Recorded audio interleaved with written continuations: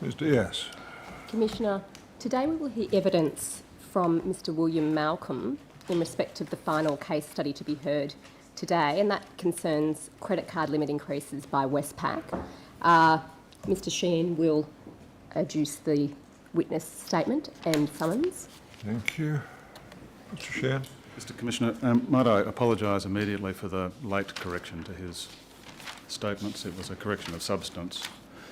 I wanted to emphasise that there's no reflection on Mr Malcolm that error occurred. He relied on information. We checked it before his statement went on and double-checked it after his statement went on in the course of this week, and it was then that the error was discovered. But we apologise for that.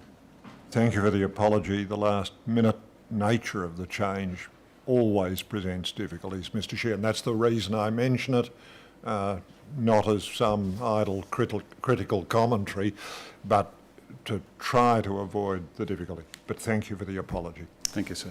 I call William David Malcolm. Mr Malcolm.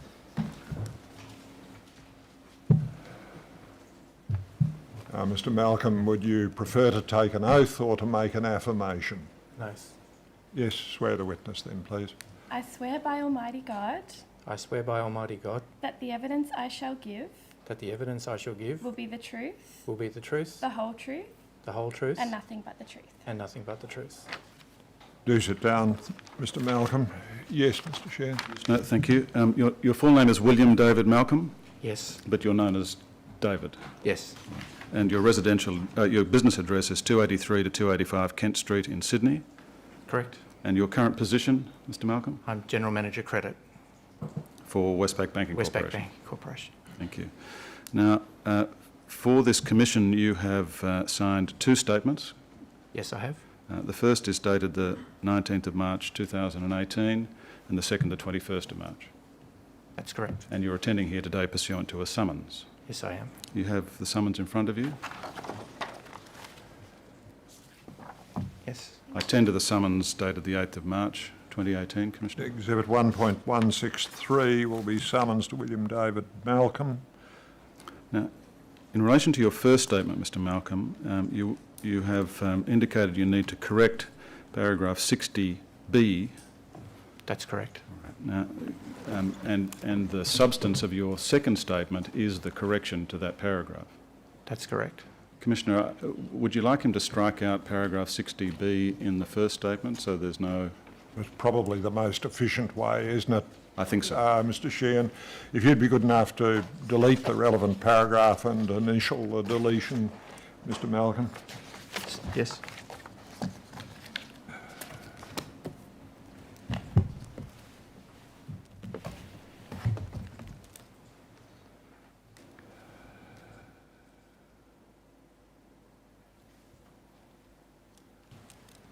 With that correction, Mr Malcolm, are its contents true and correct? Yes, they are. I tender it, sir. That'll be exhibit 1.164, statement of William David Malcolm, 19 March 2018. And for the record, the doc ID is WIT.0001.0014.0001. Thank you. And your second statement, Mr Malcolm, is dated the 21st of March 2018. Yes, it is. And do you have any corrections to that statement? No. No. Are its contents true and correct? Yes, they are. I tender it, sir.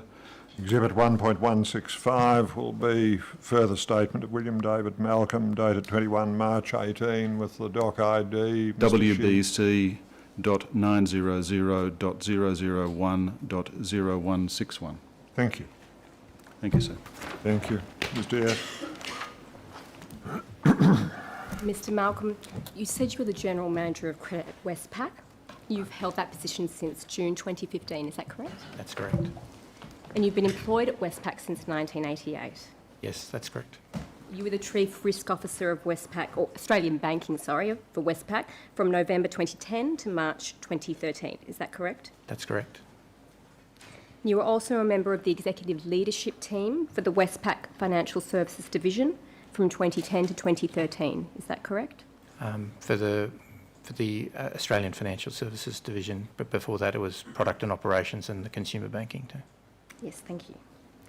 You have been put forward by Westpac today as its witness for this Royal Commission on issues connected with credit card limit increases offered by Westpac during the period between September 2012 and December 2014.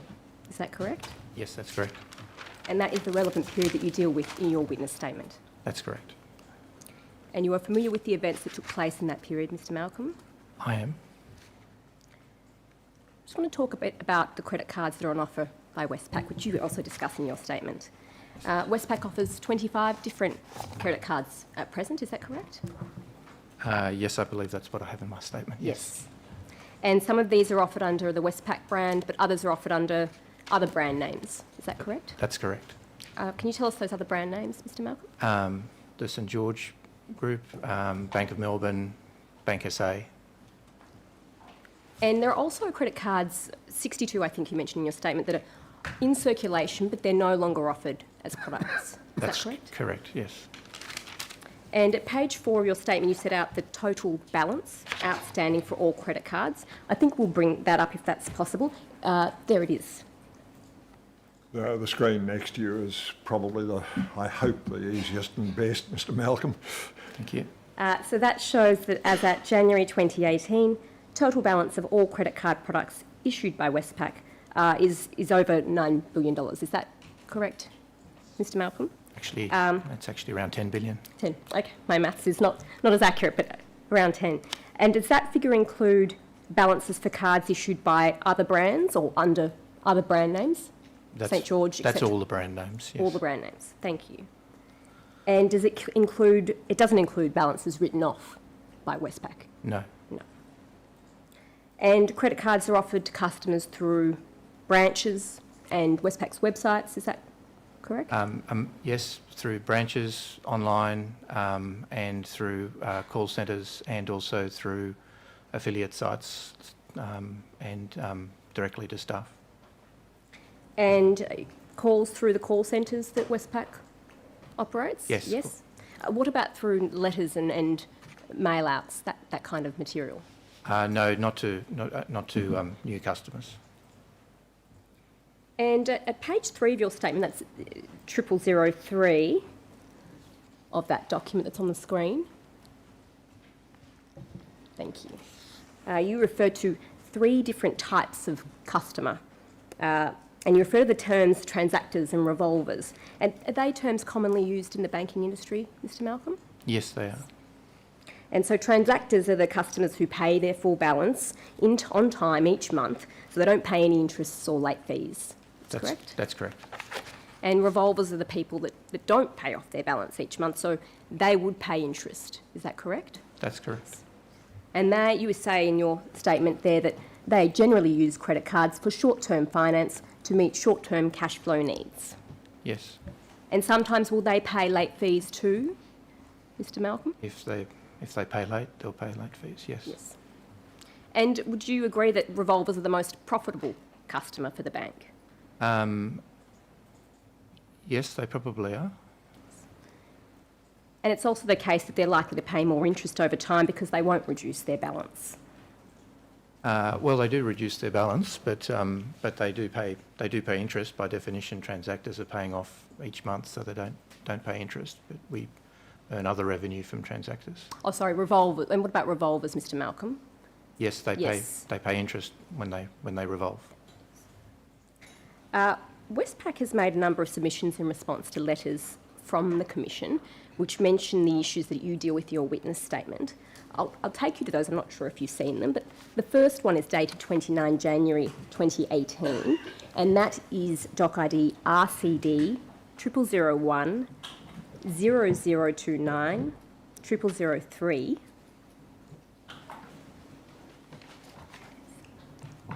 Have you seen this document before, Mr. Malcolm? I have seen it in the course of preparation. Yes. At page Sorry, in the course of preparation to give evidence or in the course of preparation of the document? Oh, to give evidence. Yes, Sorry. thank you. At 0114,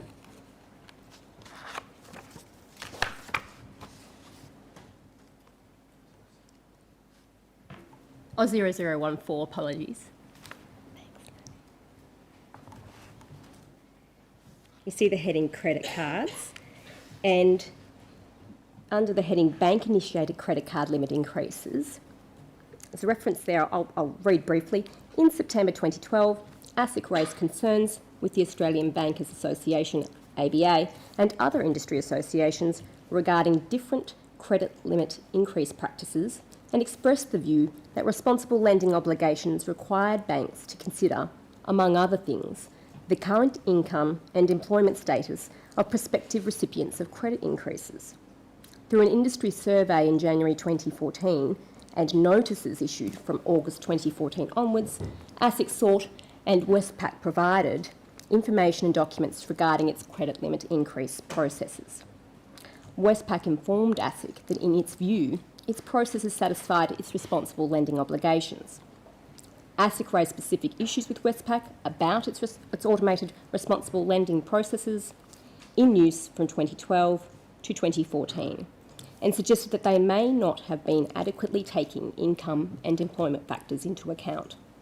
Approximately 6,600 accounts were affected by this automated approval process. In December 2014, Westpac temporarily suspended credit limit increase invitations until it had implemented changes to its processes.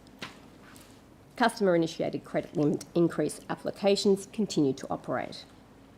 Throughout 2015, Westpac engaged with ASIC about resolving its concerns in a way which would remediate any affected customers now facing financial difficulty. And those are the matters that are dealt with in your statement. Is that correct, Mr Malcolm? That's correct. Westpac has also provided another submission to the Commission which lists events of misconduct that have been engaged in over the last 5 years. I will take you to that. The document ID is RCD 0001 0029 0114.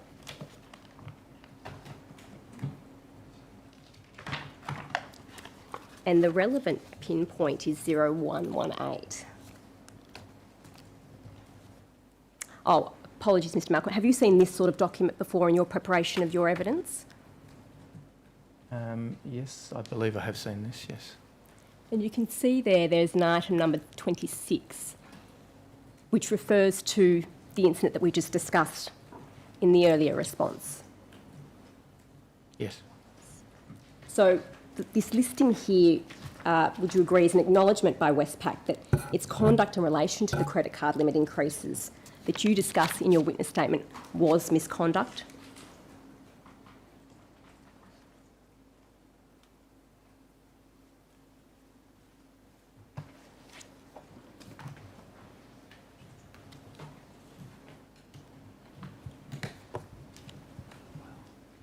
Yes, we've defined it as an issue of interest, so...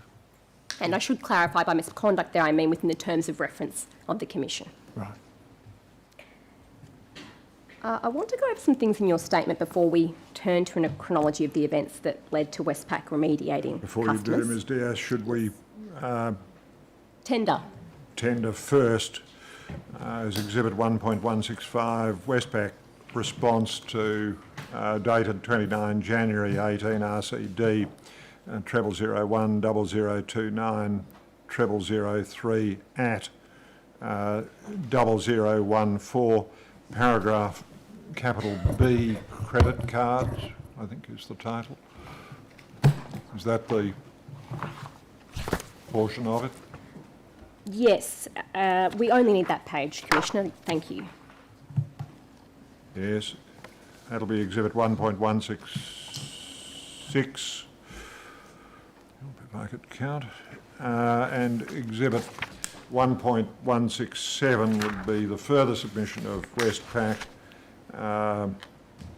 item 26, RCD 0001 0029 0114 at 0118. Thank you. That's right. That's correct, Commissioner. Thank you. If we could go back to your statement, Mr Malcolm, at page 13, if you have it there, and the doc ID is WIT.0001.0014.0013. You say in the period from September 2012 to December 2014, Westpac sent 1.16 million letters to customers inviting them to take up a limit increase on their credit card. And of those letters, 169,000 customers responded to the letter offer and were granted credit limit increases by Westpac. Is that correct? Yes, that's correct. And you're aware that from 1 July 2012, banks, including Westpac, were prohibited from sending unsolicited invitations or offers to customers without their consent. That's correct. And you say in your statement that Westpac had the consent of 1.16 million customers who received their offers. Yes, that's correct. How did Westpac attain consent at the time? It was previous to this period where we would obtain consent either through the online banking system or by contacting customers and obtaining their consent. And what were the forms of contact?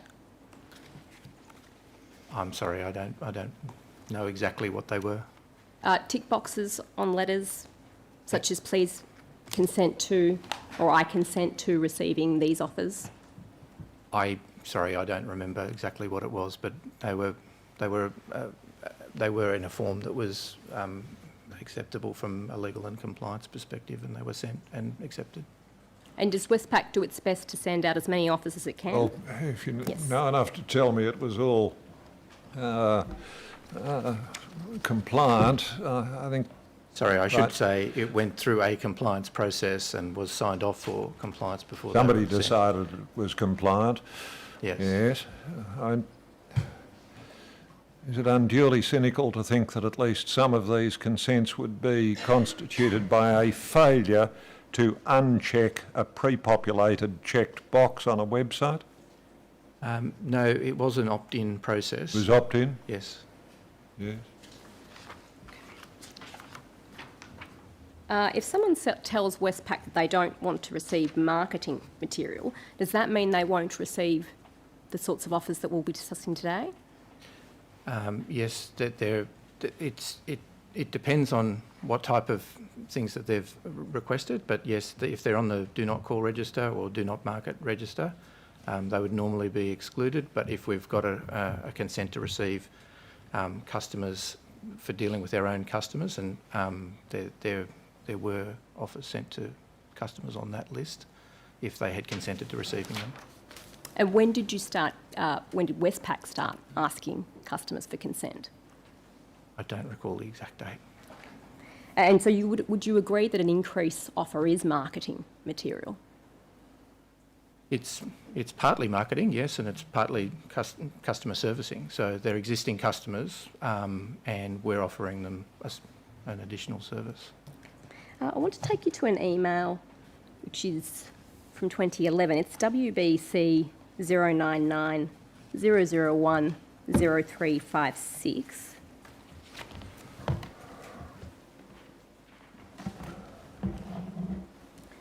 This is an email from May 2011. Apologies for the small type, Mr. Malcolm. This is before that prohibition that I referred to came into effect. Now, the names have been redacted, or the email addresses, apologies, have been redacted, but you can see it's an email from Rob Love, Head of Financial Crime Management and Unsecured Risk Product and Operations. He is forwarding an email to someone. Now, I'm not sure if you have a copy of this, Mr. Malcolm, but it is you that is being the recipient of this email, but your email address has been redacted. And below we can see what Mr. Love is forwarding is an email in relation to credit cards and initiatives. It says, in addition to the attachment below, the following life cycle initiative is also underway. CLI months between offer for non-responders to be decreased from 6 to 4 months, subject to approval. Now, CLI months there, is that credit limit increase the gaps in the offers being made to customers? Yes, that refers to the frequency with which offers are being made for non-responders. And those are the people that don't respond to the first offer, so they get targeted with another request within 4 months. Potentially, if they've passed the eligibility criteria. For the second occasion. Yes. Well, on both occasions. And item 4, CLI offers to go to the no marketing group, greater than 300,000 customers, will now qualify for offers, as we have finally gained agreement that CLI letters are account management letters rather than marketing offers. A common sense decision. Now, is that still the approach taken to these sorts of offers? I'm not sure, and it's an email. I don't know whether that decision was actually ever implemented. You received the email. Do you not know what happened after that? No. Do you know what happens now? I'm not aware of whether we market to the no marketing group, but there was obviously a discussion of that at the time. This email itself it's not conclusive that was actually approved. No, I'm asking you if you know if it was approved. I don't know. And the next item, number 5, the NCCP-FCA, brackets further credit assessment group, of CLI offers, 30% of offers that are currently being excluded from offers will be reintroduced from August. This will provide a significant uplift as this is the more credit active group. Now, there's a few things that we need to unpack there, but further credit assessment group, you refer to them in your statement, and we'll come to that. That's the category of people that were asked for further information when they were sent their offers, but there was also a group that wasn't asked for further information. Is that correct? Yes, that's correct. So this is saying that group, the further credit assessment group, will get 30% of the proportion of offers sent out. And Yes. that's still the case, isn't it? Yes, Or that's during the relevant period. during the relevant period, yes. And the final item there, 7, proposal to be developed regarding increasing exception fees for repeat offenders, e.g. keep it at $9 for first-time delinquency, I'm reading there, I interpolate, but if twice in 3 months, then make it a higher dollar value. Product are pushing this one. Who is product there, Mr Malcolm? Do you know who that refers to? Well, the product management team within Westpac. And product being the credit card team. In this case, yes, but product includes other products as well. Thank you.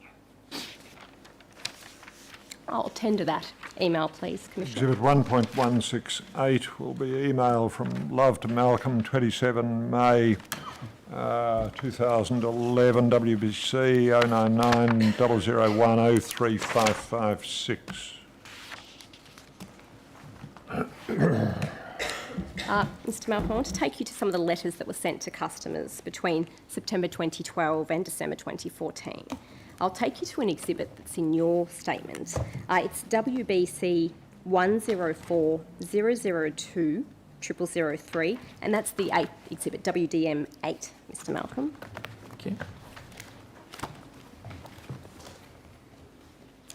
So the people that received this letter, Mr Malcolm, they are customers that Westpac considered no further credit assessment was required.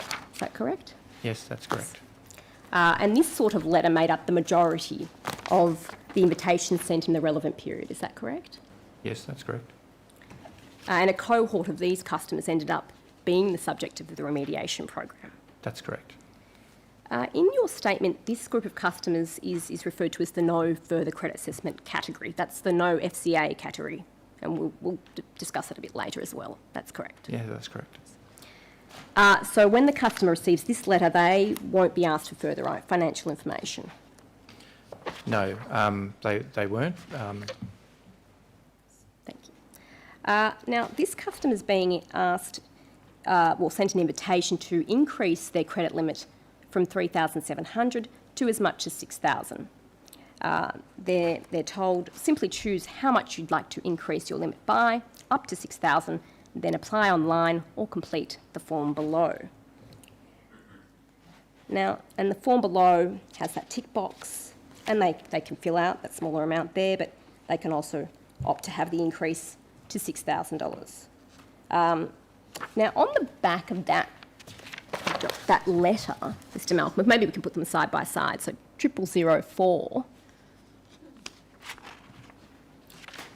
Thank you. There's a title there, important information. Westpac's lending policies and guidelines are designed to ensure we lend responsibly. Before applying to increase your credit limit, please make sure you're comfortable with the higher monthly payments, and higher credit limit. If your circumstances have recently changed or are likely to change, or you think you wouldn't be able to afford the increased payments, you shouldn't apply for a credit limit increase. To manage your credit card, just remember these 2 simple rules. 1, always aim to pay off more than your monthly minimum amount, as making minimum payments is not an effective way to manage your credit card debt.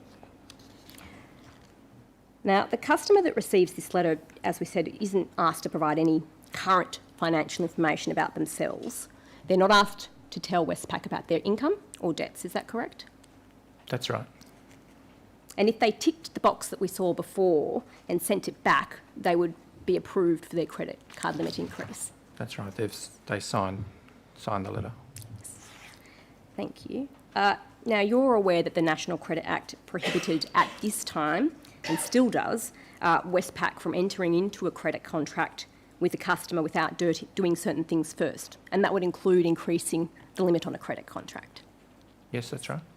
I'll take you to some of those provisions, Mr. Malcolm. Just before we leave this yes. document, direct your attention to the second page, that we respect your privacy part of it. Do you see that? Yes, I do. Do those 2 sentences that next follow support a view that what was suggested in the email in 2011 was in fact implemented, namely that withdrawal from marketing was not treated as withdrawal from receipt of credit limit increases? Well, they're treated separately, aren't they? They're treated separately, that's right. Yeah. Thank you, Yes, Mr. Malcolm. to go on. RCD 0022 0001 0001. Thank you. And that's the that's the first page, Mr. Malcolm, so that's the National Credit Act. And then 0098 and 99, if we could put those side by side, thank you.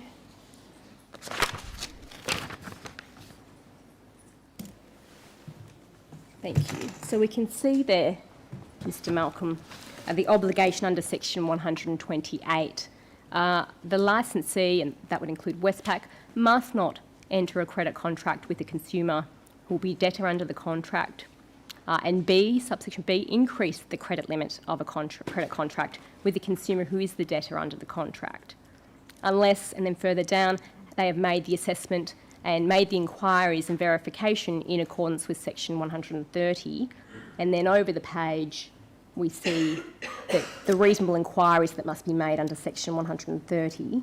And those include inquiries about requirements and objectives in relation to the credit contract, the consumer's financial situation, taking reasonable steps to verify the consumer's financial situation, and steps required by the regulations. And you're familiar with those obligations, Mr. Malcolm? Yes, I am. In your statement, you describe in detail how Westpac identified customers who were eligible to be sent an offer. And this was an automated process of identifying those customers, is that correct? Yes, it was. And it used, I call it data analytics, is that a correct term for that process? It used all data that we had on those customers. They were existing customers, so we had data from a number of different sources.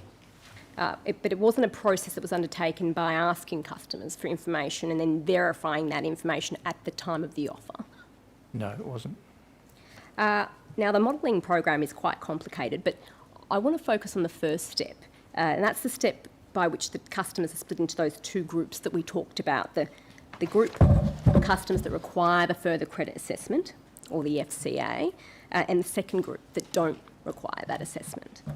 And they're the group that sometimes we see described as no FCA.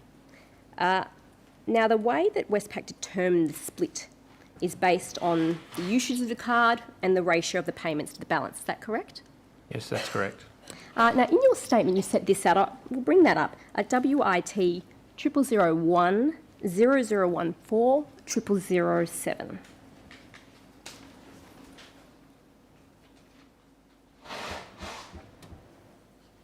Thank you. So at paragraph 28, you explain this categorisation and these two things. You explain that the utilisation ratio is a measurement of the customer's credit card utilisation expressed as a percentage based on the average of their last three statements. And the payment balance ratio is a measurement of the customer's payments compared to their credit card balance. So in the brackets it says there, for example, if a customer had an average outstanding balance of $50 at the end of each statement period and repaid on average $25 of that balance, their payment balance ratio would be 50%. And these were used to determine whether Westpac thought the customer could service a higher minimum repayment amount. Is that correct? It wasn't a full serviceability assessment. The only purpose of this step of the process was to categorise the customer into where we needed further credit information or where we believed that no further credit information was required. Well, we'll go further down to paragraph 29, Mr. Malcolm. So that's where you've said that it's used to calculate the theoretical maximum, where serviceability meant that the customer would be able to repay the minimum repayment amount of 2% plus a buffer of 0.5%, so the total being 2.5% of the outstanding balance per month, assuming that 100% of the total credit limit was utilised. Now, would you agree that that's quite a low serviceability threshold?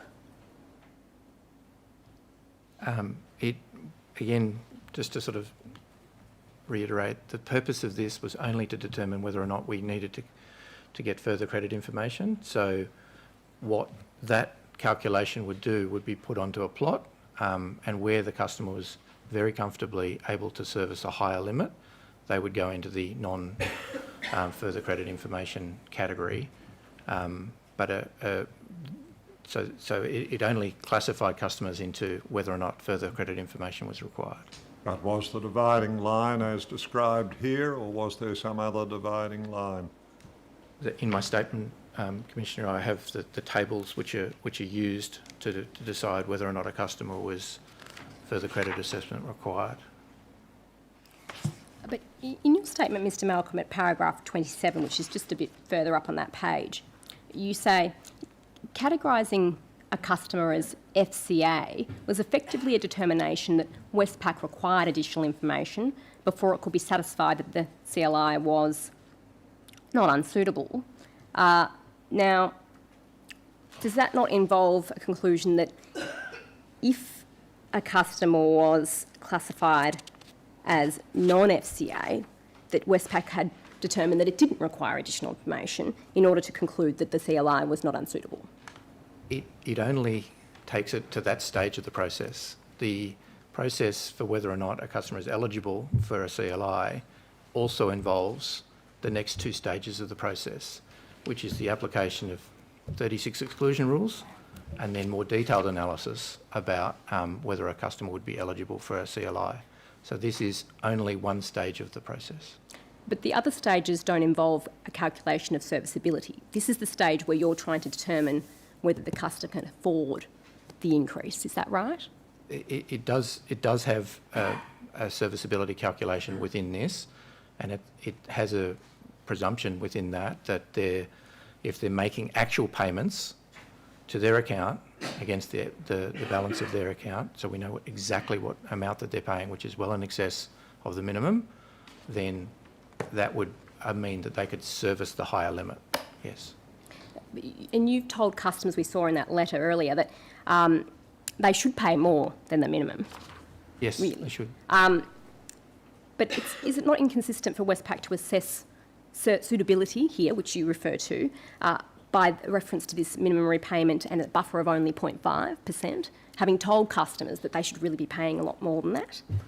Yes, what we're assessing there is their ability to service their payment obligation and without substantial hardship, which is the requirement. So that's the assessment that we did based on the actual payments they were making to their account after paying out all of their other expenses.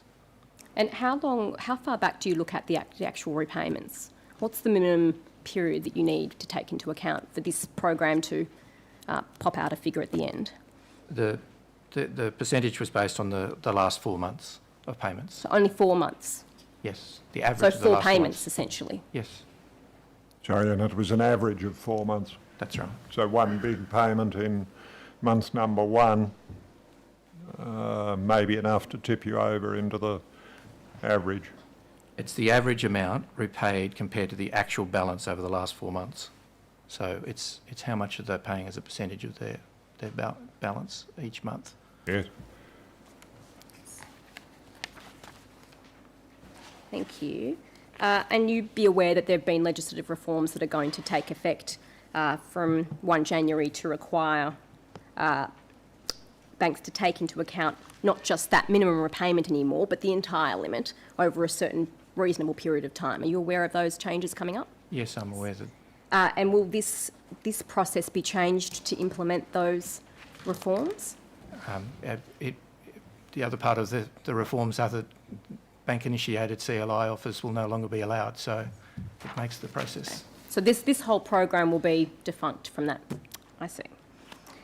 We'll still need to do customer-initiated credit limit increases, but not bank-initiated. Thank you. So returning to your statement, we mentioned that you say that if a customer was categorised as FCA, that's effectively a determination that Westpac required additional information to be satisfied of that unsuitability under the Act. But if they were categorised as non-FCA, there would be no additional information required, and we saw that the letter didn't request additional information. That's correct? That's correct. Okay.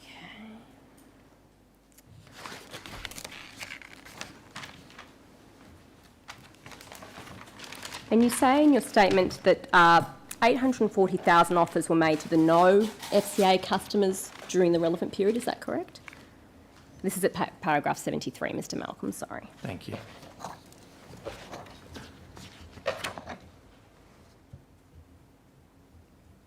Yes, 840,000 offer letters.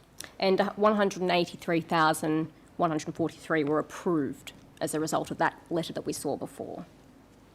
Yes, 183 increases as a result of the customer responding to the letter. Yep. Okay. Now, in your statement, you also set out the types of information that Westpac had access to before it decided to send out those letters, and you mentioned that before, data. So data about their credit card account and the transactions. Now, would the data come from other Westpac accounts as well that they would have? Yes, we would use data from all of their relationship with Westpac. But if the customer had only one account, say just the credit card account, that's all the information Westpac would have to put into this automated process, is that correct? Yes, we would have their transaction data on their credit card and other demographic data that they would have supplied on origination of the credit card. But the customer could have accounts with other banks and other liabilities that Westpac just isn't aware of, is that correct? Yes. And this automated process couldn't take into account those non-Westpac commitments, if I could call it those? No, not for the non-FCA customers. And in terms of income, if a Westpac customer only had a credit card account, Westpac wouldn't have information about their income other than what perhaps was given in the initial credit card application. Is that correct? That's correct.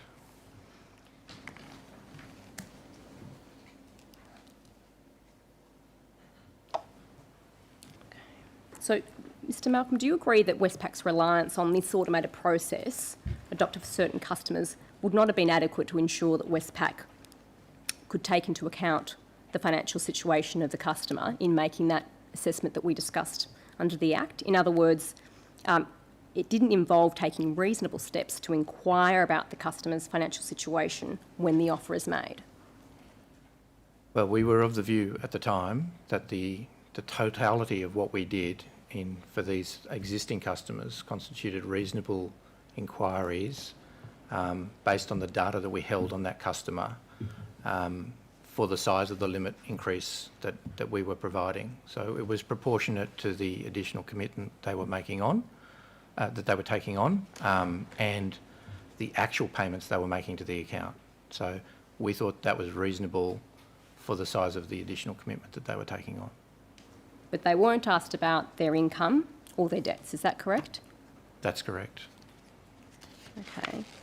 Now, Westpac conducted a remediation for customers who received that no FCA letter that we looked at.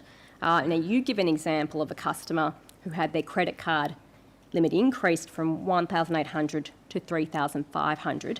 We'll take you to that. It's WIT 001 0014 0017, and this is page 17, Mr. Malcolm. And it's under question 14A. So this customer was contacted as part of the remediation, and Westpac found out that they were on Social Security at the time that the credit limit increase was approved. Is that correct?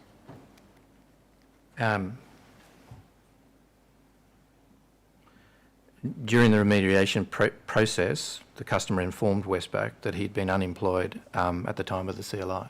Yes.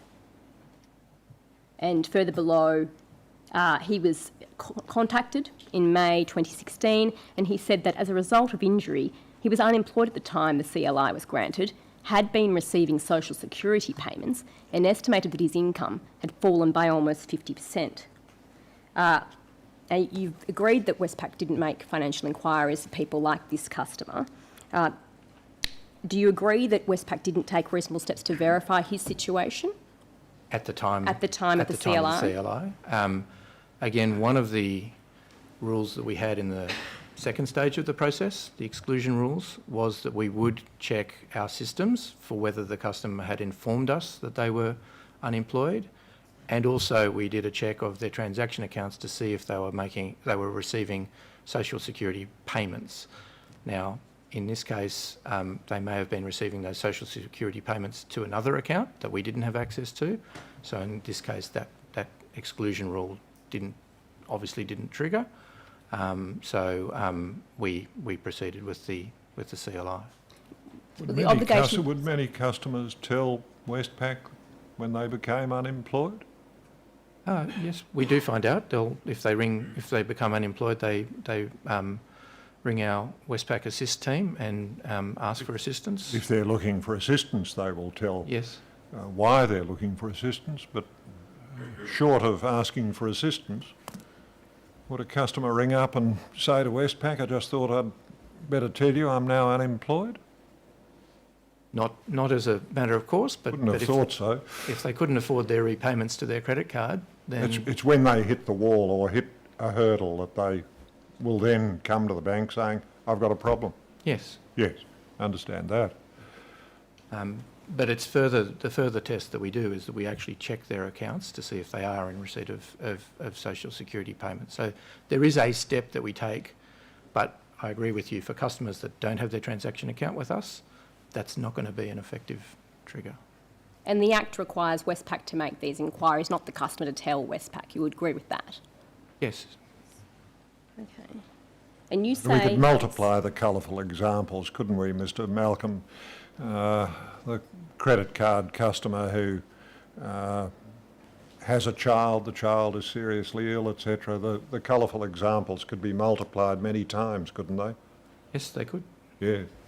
And none of them would have been automatically detected by the processes that the bank had in place. Again, it's making reasonable inquiries is the test that we're assessing ourselves against. And if a customer is having difficulty, but they're making actual payments to their account in excess of the minimum payment, such that they could afford the higher limit, That's the basis on which we thought we'd made a reasonable inquiry. Can I just explore that notion with you just a little further? Is it right to see the bank as measuring its conduct by reference to whether the customer was not defaulting, and further measuring its conduct by reference to whether it estimated that the customer would not default on the credit card? I think, again, we look at it on the totality of the information that we have with the customer. The actual payment that they're making to the account is a good indicator of how they're handling that. If any of the examples, if you're unemployed and you're not receiving income, why would you be making payments to your credit card in excess of the minimum amount that you're required to make? It's not, and it's scalable to the size of the increase that we're making here. It's an existing customer with a limit already. We're talking about maximum increases of $5,000. The average was about $2,800. So it's proportionate to that additional commitment that we were making the reasonable inquiry based on the actual payment that they were making to the account.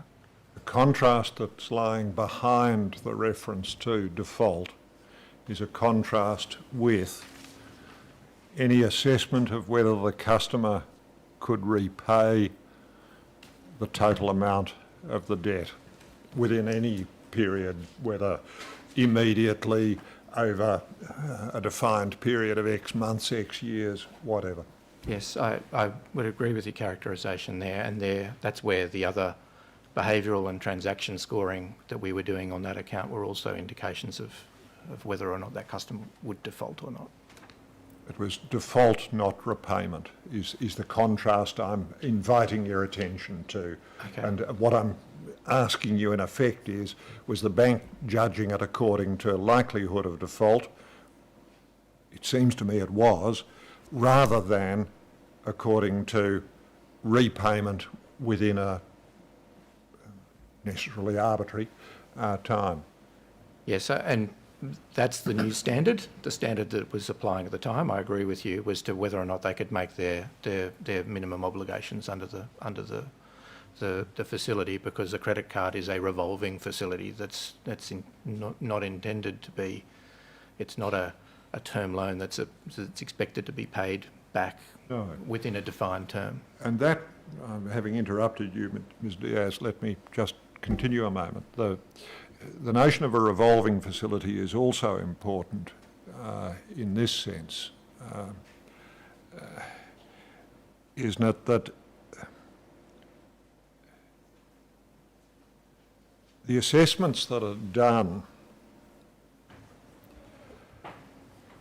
look at, or that were done at this time, looked at past practice of the customer. Is that right? Yes, they took that into Their consideration. past expenditure patterns and, in particular, relevantly, their past servicing of the debt. Yes, particularly the recent servicing of their debt. I understand that. Did it make any attempt to predict or take account of whether the customer's spending patterns might change if further credit was allowed?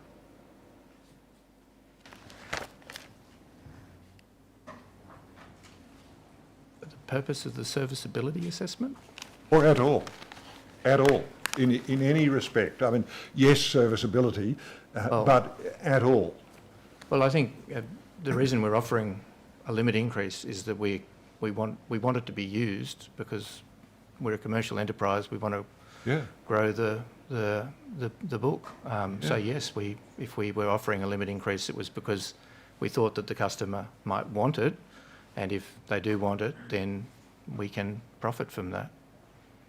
And therefore, I understand that. And the point I'm trying to identify, and forgive me if I'm not identifying it clearly, that is my fault, not your fault.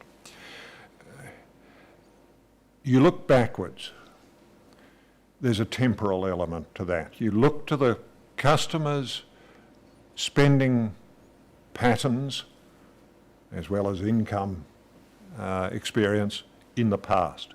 Is that right? Yes, we do.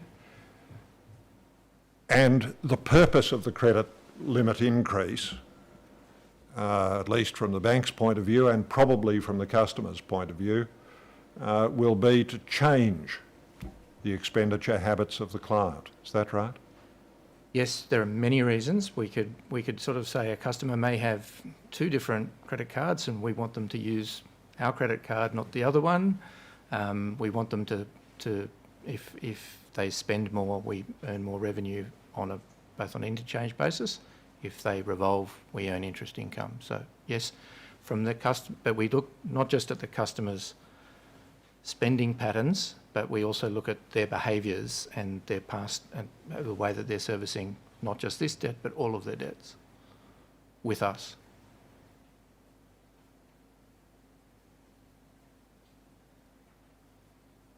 And the question which then emerges is the reliability of what you get by looking back for determining what the position will be in the future when the hypothesis is that the customer's spending patterns will change. Yes. Do you see the problem that No, I do, I'm and trying to identify so poorly? But yeah, no, I understand what you're saying, and in my statement I talk about when we're assessing credit risk, generally we're looking at 3 tests. We're looking at whether or not the customer can afford the credit limit, but we're also looking at the behaviour of that customer, not just on this account, but on all their accounts. And it's that element of it. And then there's a third element, which is what's their financial situation should they get into some sort of difficulty through, whether unemployment, illness, and other life events. What have they got to be able to weather those life events? The bit of those 3 things that is most predictive about whether or not they will get into trouble on this debt is the second element of behaviours on the account. Whether or not they can afford the loan or not, and by how far they exceed that test, is somewhat counterintuitively not the best predictor about whether or not they'll be able to service that debt. you measure it against whether their past payments have been such that they could have met the minimum payments for the new increased limit. That's right. So we're testing their ability to pay, but in all of these tests, whether or not they can pay, really it's how well they've handled their finances is a better predictor about whether they'll get into trouble with this. And that's why we put such store in the inquiries that we make about behaviour on those accounts, not just with us, but with others as well. Yes. Yes, thank you, Ms Diaz. So I just want to recap on what you said there. So look, when we're looking at what Westpac had access to in terms of its data, it could be based on one account, just the credit card account, which would tell you nothing about numbers of dependents, for example. Is that right? Well, we do get the numbers of dependents when the credit card is originated. So there is this is only for limit increases. So it's an existing customer that's paying their credit card. But that could have changed. That could have changed, yes. So what I'm trying to get at is that the information you have can have changed, and you are not trying to ascertain or verify whether it's correct. We're not seeking new information for customers that are performing very well. So for this customer, you didn't seek to ascertain what his employment status was at the time. No, that's correct. And you would agree, therefore, that that would have been a reasonable thing to do to find out whether he was working and earning an income that could have serviced that increase. Do you agree with that? we could have asked the customer whether they were employed at the time or whether their income had reduced, and they could have told us, or they might not have told us. But you didn't ask the question. I No, put we to you that didn't. it wasn't reasonable to not ask the question. That was unreasonable. Do you agree with that? Well, our assessment at the time was that that was reasonable, but in hindsight, you know, and with the guidance from ASIC, we did change that practice. Okay. You give a couple of other examples, but I'll just take you to one more in your statement. That's at 0017. It's just further down. It starts at the bottom of that page. Mr. Malcolm. Now that, thank you. This customer, 14B, was provided a CLI and had been arrears on their credit card for a period exceeding 60 days at some time before the CLI was offered. Now that, and they were also remediated. And over the page, maybe we can put them side by side. Thank you. So they had their limit increased from 6,500 to 8,500. Now, they hadn't been in arrears at the time of the offer, but as you say, they had been in arrears for over 2 months, 8 months before. Now, why wasn't that taken into account? Yes, that would have been taken into account through, again, some of the behaviour scores that we would have looked at as part of that process. But if the customer has caught up those arrears and had been current for a period of 8 months, their score would have improved when this process would have been run, and therefore they were deemed to be eligible. This person went on to say, contacted Westpac's assist service. This wasn't as part of the remediation. They identified the CLI had contributed to their hardship. And you say there in subparagraph C, the offer was made because the automated process had determined that the CLI was not unsuitable. Don't you think it would have been reasonable to take into account that she had been in arrears for a period not very long before the CLI was offered? Do you agree now in hindsight that that would have been reasonable, Mr. Malcolm? In hindsight, yes, if she was not in arrears at the time of the CLI, but if she had been in before, in this case, yes, I would say that. And then in subparagraph D, you note that during the remediation process she was called, this is in 2016, her CLI was in 2012, she returned the call. During the call, the customer indicated that though she was not certain, she thought that she was employed on a part-time basis at the time the CLI was granted. She said she was unsure whether her income had changed at the time of the CLI, and that she had not expected any significant change in her circumstances, but yet she was determined eligible for the remediation. Again, wouldn't it have been prudent to check with her on her employment status at the time, assuming that she is right that perhaps it wasn't on a part-time basis? Or even not on that assumption, sorry, Mr. Malcolm, at all, just to check with her about her employment status. Do you agree? I accept that that's now the standard for reasonable inquiries. Okay. Now, you're aware that the Australian Banking Code of Practice, or by that code, Westpac promises customers that it will exercise the care and skill of a diligent and prudent banker before extending credit, and that's RCD 0021 0001 0174.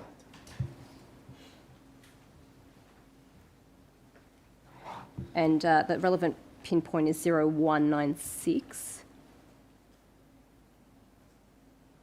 Now, I believe this is a version that I think came into force at around 2013, but that clause there of 27, provision of credit, before we offer, give you or increase an existing credit facility, we will exercise the care and skill of a diligent and prudent banker in selecting and applying our credit assessment methods and informing our opinion about your ability to repay the credit facility. Now, one of Westpac's credit assessment methods at the time was this automated process. Do you agree that that was not a diligent and prudent process to adopt at the time?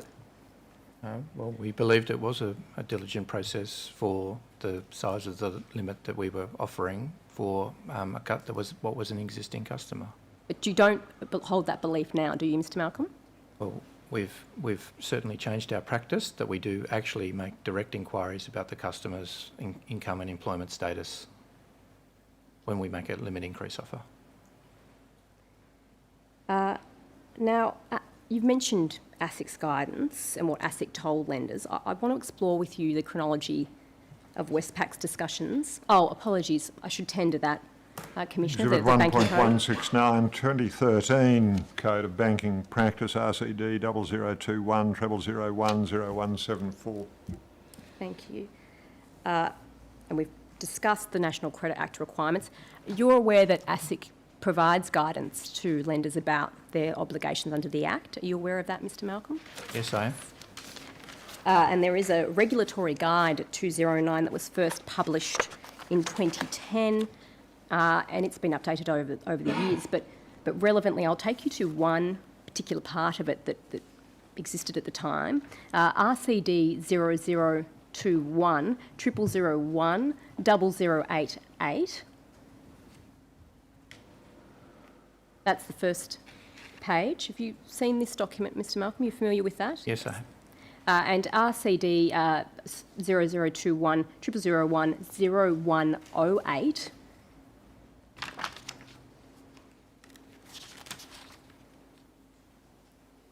Now, we might just put the two pages, the previous page, sorry, side by side with this one so that we can read. Thank you. So the rule down the bottom there, or the guide, 209.48.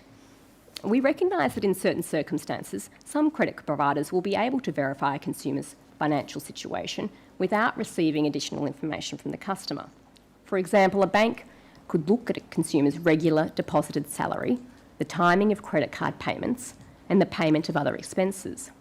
However, credit providers should take care relying on such information which may not reflect the consumer's entire financial position. For example, if the consumer holds credit cards with other financial institutions.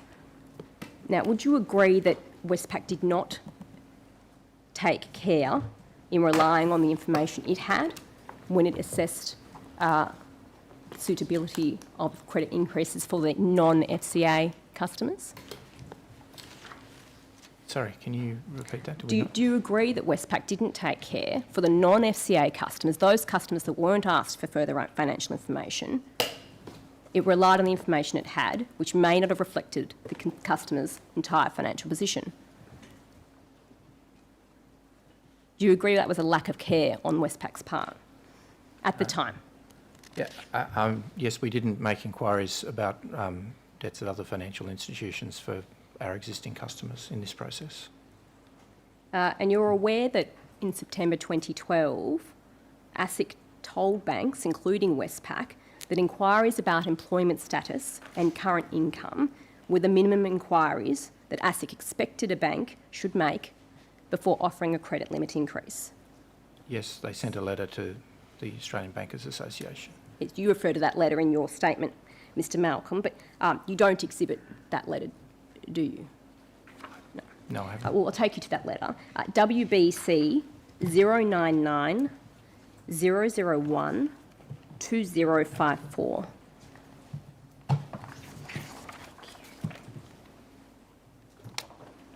Okay, so that letter is addressed to the Policy Director of ABA, and Westpac would have received, or did receive, a copy of this Yes, we contemporaneously, would you say, in September 2012? Yes. Thank you. And I'll just read the first paragraph, Mr Malcolm. The purpose of this letter is to communicate ASIC's views in relation to credit card limit increase invitations and relevant assessment processes in light of current responsible lending obligations and work that ASIC has been doing with the industry over an extended period of time. I'll just further down. In making an assessment as to whether a credit contract or credit limit increase is unsuitable, a credit provider is required to make reasonable inquiries about the consumer's requirements and objectives, make reasonable inquiries about the consumer's financial situation, and take reasonable steps to verify the consumer's financial situation. And there's reference there to RG 209, and we talked about that. And then further down ASIC writes, "We understand that credit card assessment processes, particularly assessment of applications made in response to unsolicited credit limit increase, CLI, invitations, are typically largely automated in order to deal with high volumes of applications. Lending decisions are made quickly and manual intervention is the exception rather than the rule." Do you agree that that encapsulates accurately what Westpac's process was? Yes. And then over the page, at 2055, perhaps, thank you. And at the top of the page, Westpac says, ASIC says, the use of highly automated processes, while arguably efficient for industry, creates a potential tension with responsible lending obligations that require assessment of each individual consumer's needs, objectives, and financial capacity. Some card issuers have actively responded to their new obligations and now make direct inquiries of customers regarding relevant matters such as income and employment. In contrast, a number of card issuers continue to rely on minimal inquiry, often limited to a request that the customer acknowledge or confirm that they can meet proposed repayments, and have not had and or do not foresee any adverse change in their financial circumstances. Now, would you say that that paragraph there, beginning in contrast, encapsulates what Westpac's approach was at the time? Well, again, we don't make direct inquiries to the customer, but in terms of our interpretation, it was the inquiries that we were making about the customer from the other information that we held.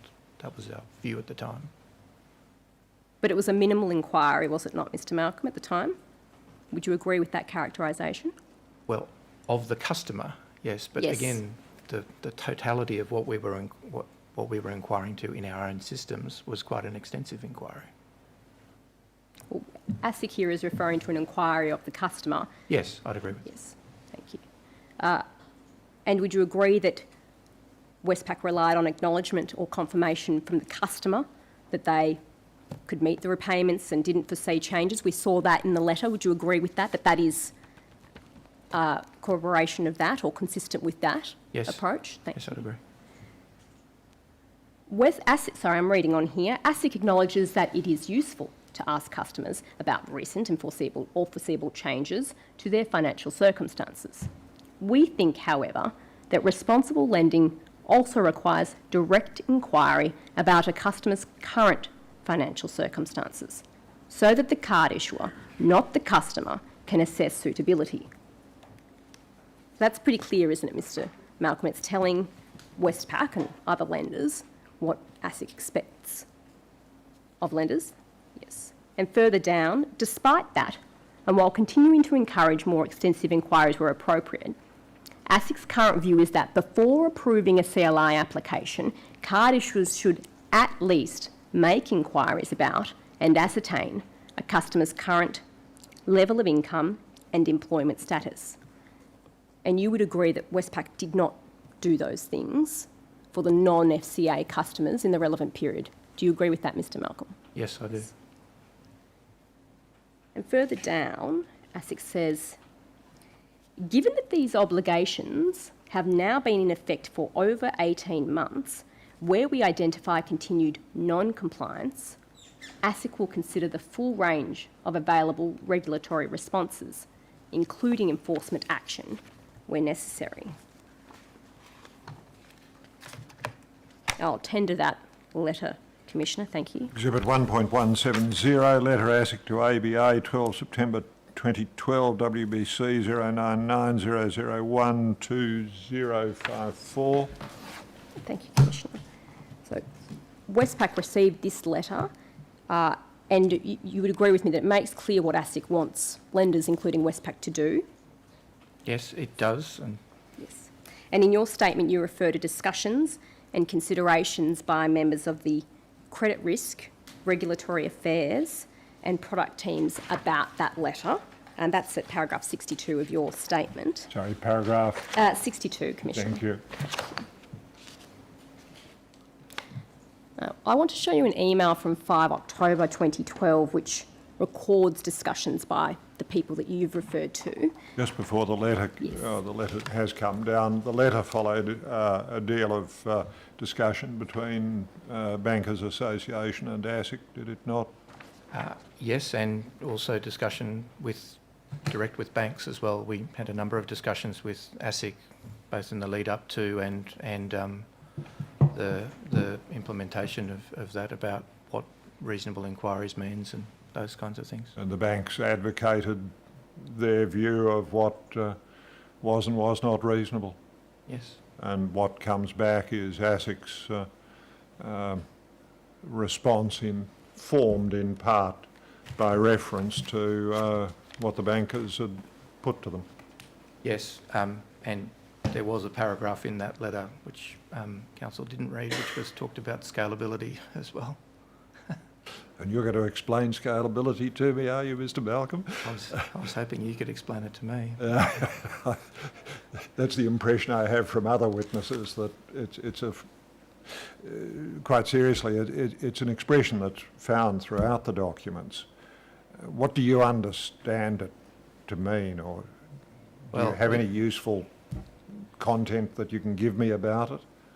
Well, it was one of the vexed areas during this whole period of time, because new legislation and a new guidance, but there was, within the guidance, there was an acknowledgement that for existing customers where the size of the increase was small relative to their income, or it was not a complex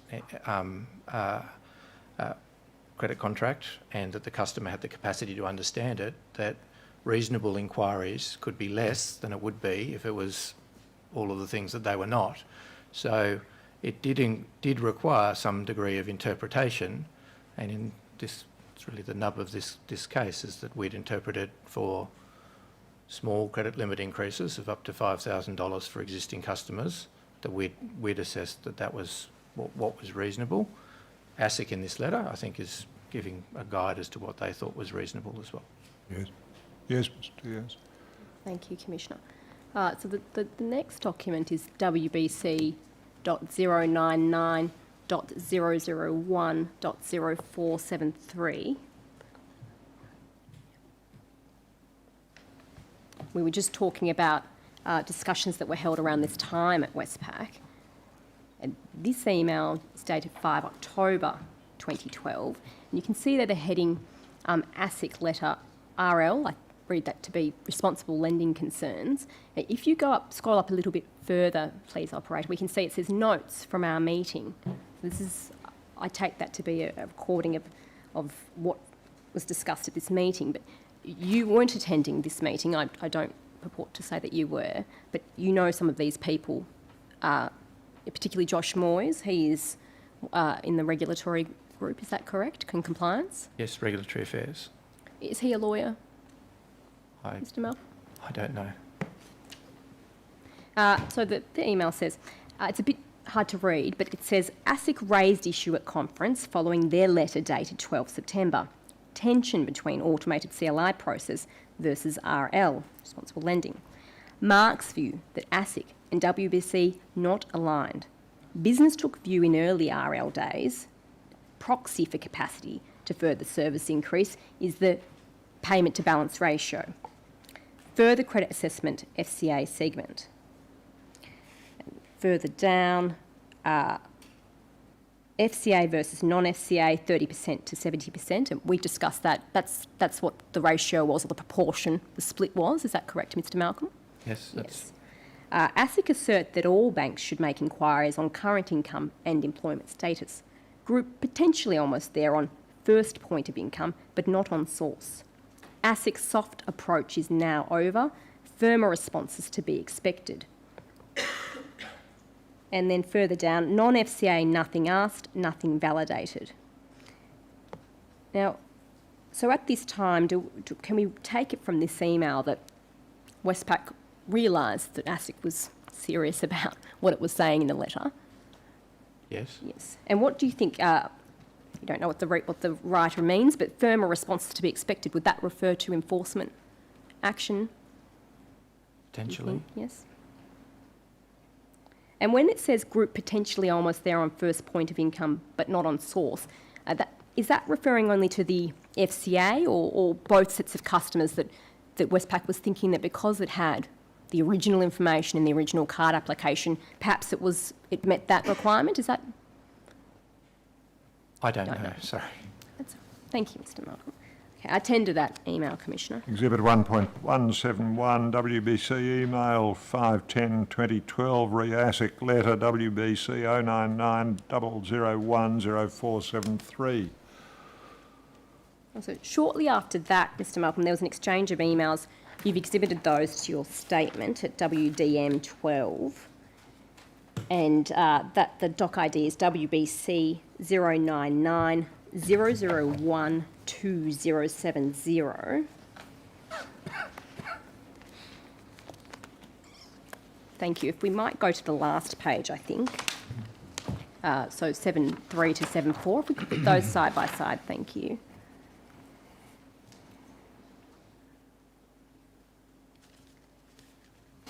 Thank you. Now, prior to preparing your witness statement, had you seen this email chain before, Mr. Malcolm? No, I don't recall seeing it. Okay, but you have seen it now in the I preparation have, of the yes. statement. Thank you. So the first email is dated the 8th of October, and some of the people that we saw from the last email are recipients here. And Mark Stewart is saying to Rob that they discussed this ASIC's letter, and then further down he says, it appears from their letter that ASIC consider that before approving a CLI, we at least make inquiries about and ascertain a customer's current 1, level of income, and 2, employment status. Whilst we gather current income and expense information for our FCA segment prior to CLI approval, we do not inquire about current employment status.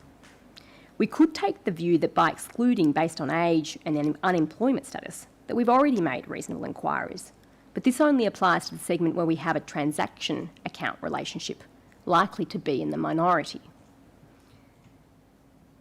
Further down, Josh's view was that whilst the letter wasn't specifically directed at Westpac, and nor did it call for a response, ASIC will be expecting credit providers to tighten processes and raise standards to what they consider to be minimum, i.e.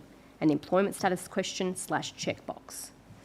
And then further down, there's the paragraph, whilst we only have CLI consent for circa 250,000 customers, and considering that the FCA segment comprises circa 30% of the CLI population, the current cost benefit associated with these changes would be unfavourable. However, I'd suggest that they are required if we want to continue to offer CLIs without intention or intervention from ASIC. Colin has spoken to product and will be able to advise their position on this. So now Mark Stewart is the Senior Product Risk Manager. What position is that? Is that a compliance regulatory position? It's in the risk team, but it reports to the head of unsecured risk. Okay. Well, you would agree that Mark is saying, expressing the view that we really do have to make this change. Yes. And then Colin is going to speak to product and advise what they think. And you said before about product being the business side, is that correct? Yes, that's right. Okay, and then further on the next page we see that Josh Moyes, Head of Product and Distribution Regulatory Affairs, Group Regulatory Affairs, responds. Thanks, Mark. Only that when considering actions you might take, to the extent we make changes about employment status and income, the former probably seen by ASIC has substantiating the latter, then the regulator, I think, expects this for all CLI invitations, not only the FCA. These distinctions might not be clear to ASIC. So Mark there is saying we should be doing this for all invitations, is that correct? Yes. Okay, and then the next email, see, which is on 2072, and perhaps we'll put the next two pages side by side, thank you. 2071 and 2072. Great. So this email from Mark back to Joshua and others. So he proposes 3 options there. one of which is to process all the CLI invitations as FCA. And he says down the bottom, options 1 and 2 are the most change intensive, but are likely to provide a better business outcome and customer experience. Whilst option 3 is technically the easiest, it does increase the likelihood of non-response. TBC in a post-CLI consent environment. And then the next email we see is from one of the recipients, so Colin Twitchett, Project Manager, Compliance Projects, Investments and Partnering. Dennis, as below, noting Alla's call on Friday evening where she was opposed to doing anything until ASIC made a formal request. This view will be aired at the next meeting for wider consideration. Do you know who Alla is, Mr. Malcolm? I don't know her personally, but she's in the product team. Okay. So she's part of the product side of the bank. Okay, and the next email is the 22nd of October from Dennis Kavestany, Program Manager, Compliance Projects. Hi Josh, what do you want to do with this one? The product view is to not do anything unless ASIC makes a formal request. Would you like to table this in the next Steer Committee Executive Working Group? Given the now differing point of views, I'd rather the business have an agreed view before the project considers it as a scope item. And so the differing points of view that he's referring to there, would you say is the difference between the regulatory camp that's saying we really should be doing this and complying with what ASIC is saying, and the product team that's saying we don't want to do it? The regulatory affairs team and the risk team presenting one point of view and the product team presenting an alternative. Okay. And then the next email after that, Joshua responds to Dennis on the 24th of October saying, SC attention is important. Now, is SC the steering committee? Yes. Yes. Any further formal request is unlikely to arise in a non-confrontational setting. ASIC regards their letter to ABA as a friendly alert to all bank credit card issuers. So unless we are certain our approach is defendable, we would be inviting adverse regulatory attention and public outcomes if we did nothing at this stage and ASIC then engaged Westpac directly. Okay, so I think that's, again, with the regulatory side of the bank is emphasising that we really do need to do something, Yes, well, they're saying it's or defend our approach. That's right. So they're saying if you want to go down a different approach, you've got to have a defensible position. Okay, thank you. And then the final two emails are on that first page, 2070.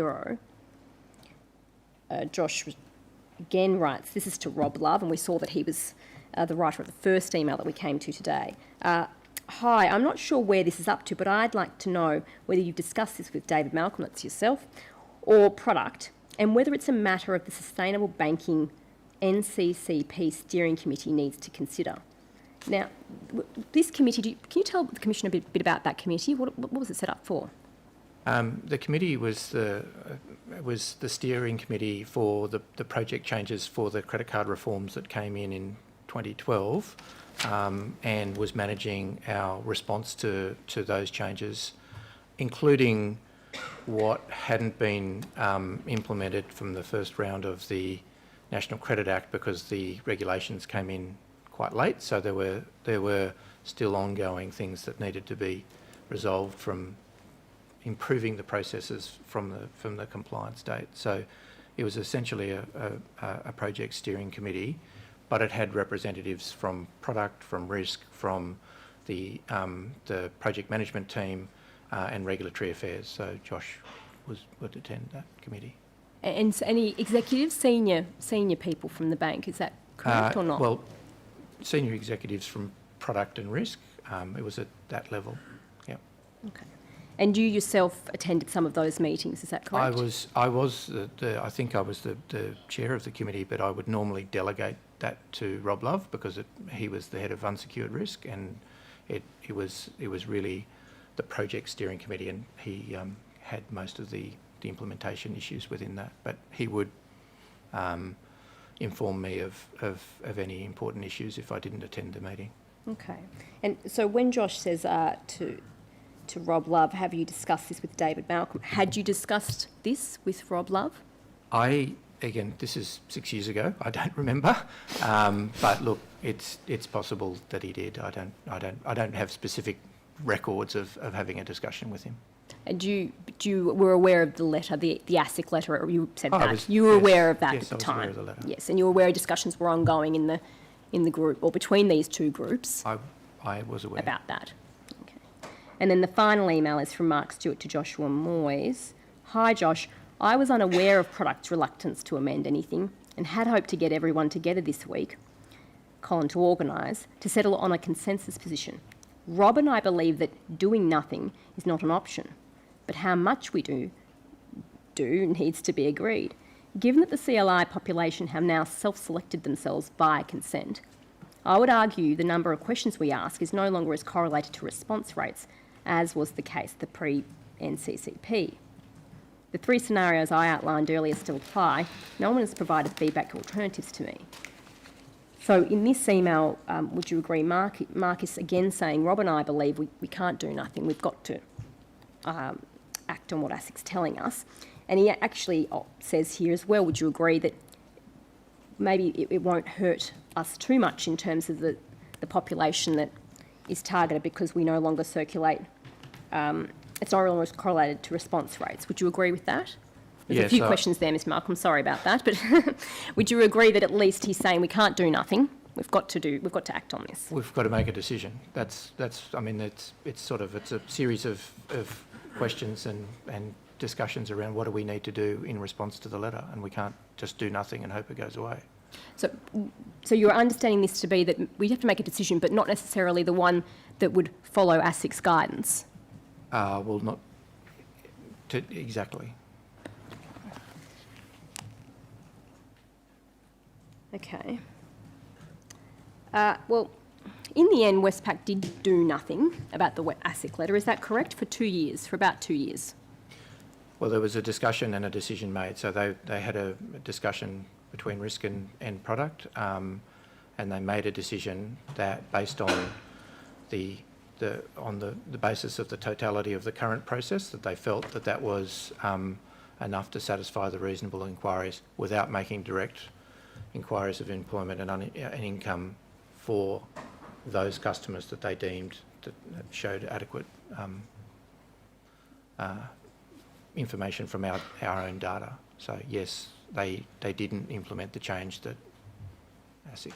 And in your statement you say that ASIC's views on whether Westpac's processes need to change were escalated to the steering committee that you talked about before, and I suggest to you that was because of the gravity of what was being discussed and suggested here in these emails and discussions. Is that correct? Yes. Yes.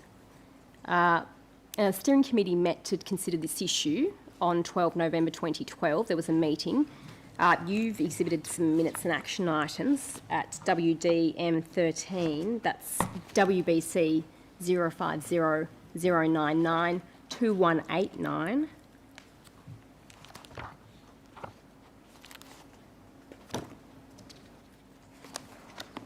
Yep.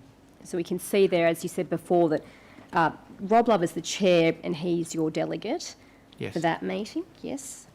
But he would normally tell you about what happened in the meeting. You would discuss it with him afterwards. Yes. Yes. Okay.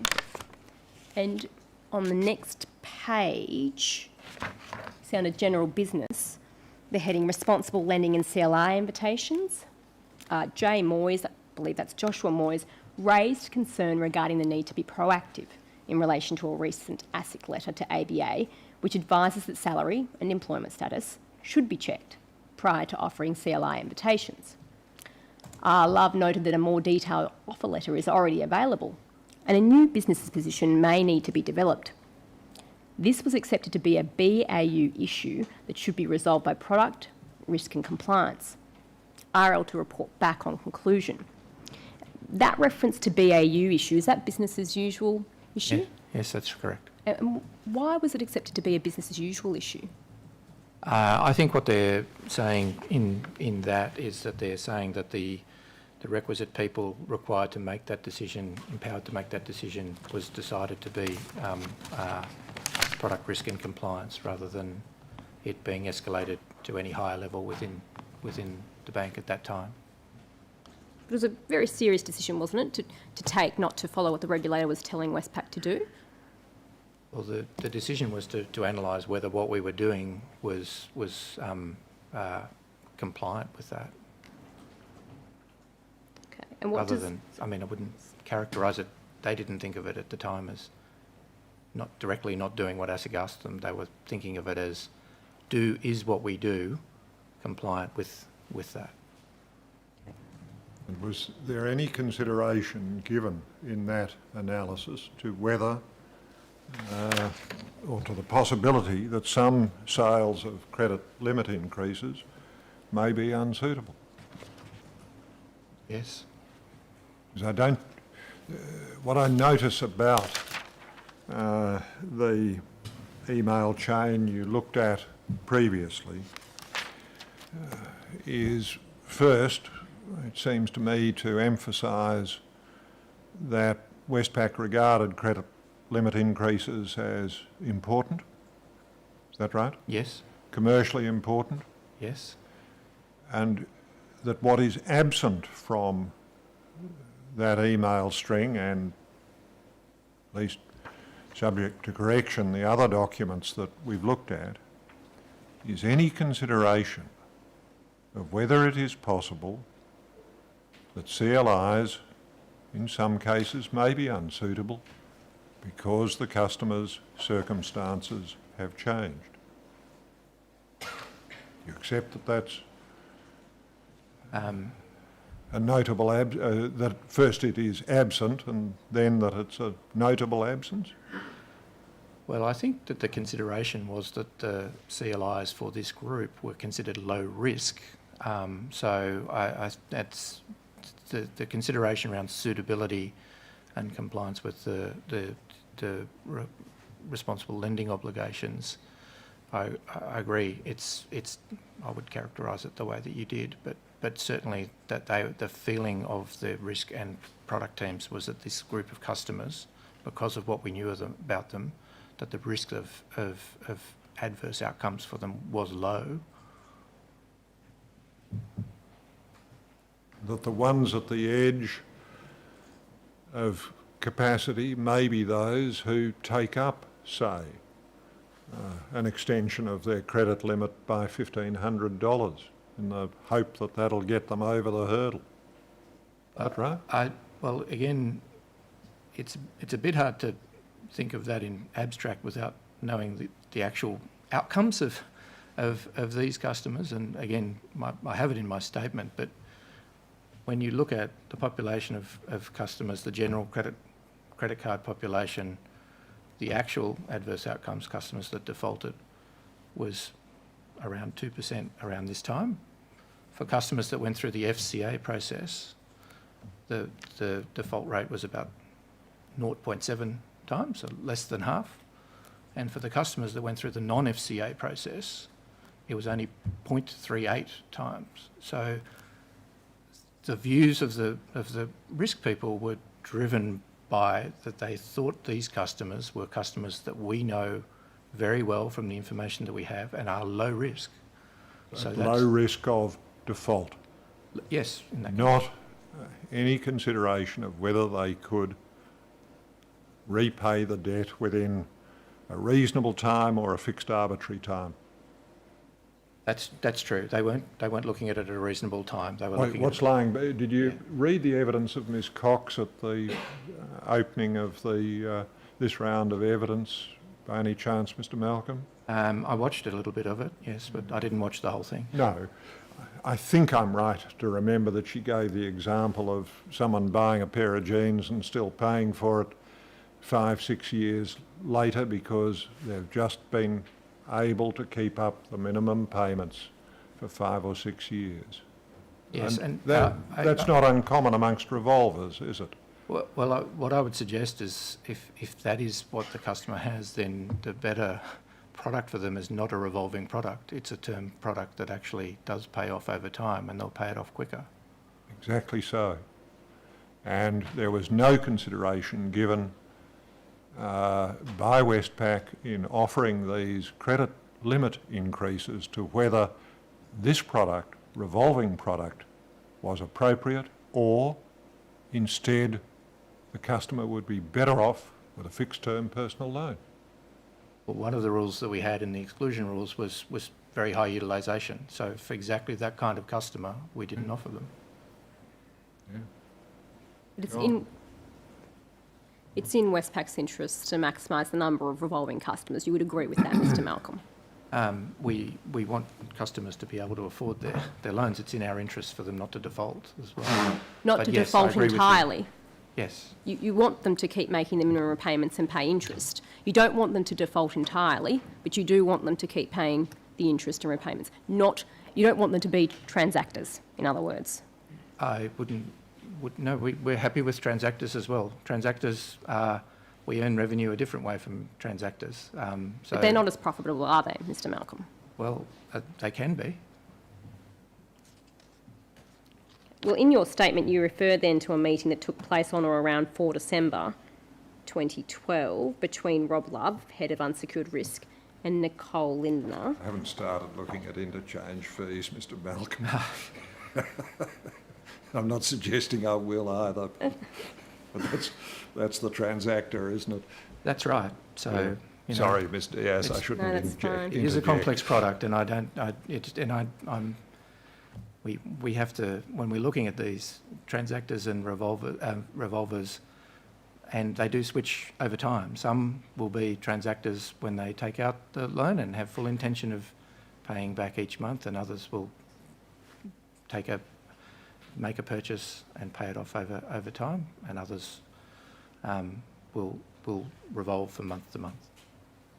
And you, just returning to the chronology, in December that Rob Love and Nicole Lindner, she's head of credit card product, had this discussion that you refer to. Now, you weren't involved in the discussion, but you spoke with them since, have you, about what they discussed, or was that at the time? I don't recall speaking to them at the time, but I have spoken to Rob Love since.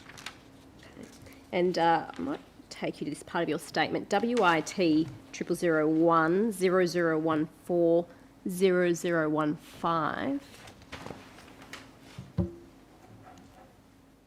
So you refer to their meeting, and at 65 A and B, you say they were both of the view that Westpac's approach remained appropriate, and the process taken by Westpac to determine if a customer was an FCA customer or a non-FCA customer remained the prudent approach and met Westpac's obligations as a responsible lender.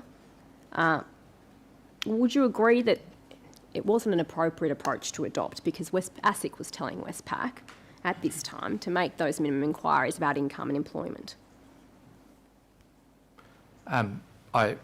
The basis of their decision, I also set out what in my view, what they should have done if they believed that that was an adequate approach would be to have gone to ASIC and engaged with ASIC at the time, and either got them to agree that that our total approach did meet the standard of reasonable inquiries or not, and that's in essence to me the nub of this issue, is that they didn't, even if they believed, which they did, that it met the standards of reasonable inquiries, that they should have gone to ASIC at the time. Westpac did have discussions with ASIC after that for over a year, Mr Malcolm, and tried to explain its processes, and ASIC didn't accept that they were adequate. Is that correct? Yes. So we didn't change our approach, and when ASIC came to the banking industry, it was January 2014, and did a further survey of credit card practices. We told them, and they actually were aware that we were still using the same process, and that prompted a series of questions from ASIC, which we had, as you say, ongoing discussions with them as to whether or not we were complying with that letter.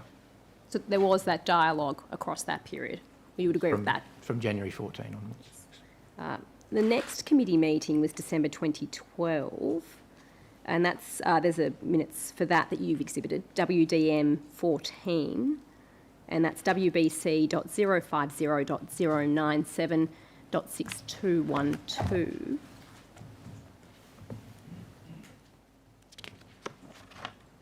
So again, we've got a chair here who is your delegate. Now, perhaps if we go to the next page, there's a status update. Someone's reported back to the steering committee on the outcome of those business as usual discussions that we talked about. Status update, AFS Risk and Product have reviewed the current CLI letter strategy and remain comfortable with the current approach, which includes sending an offer letter with content aligned to ASIC's recommendation to approximately 30% of customers receiving offers. The remaining 70% of offers are made to customers with a strong group relationship, including customers with regular salary deposits in transaction accounts. As such, an abridged CLI offer letter will continue to be sent to this segment. Now, that 70%, there's a reference there to it including customers with regular salary deposits.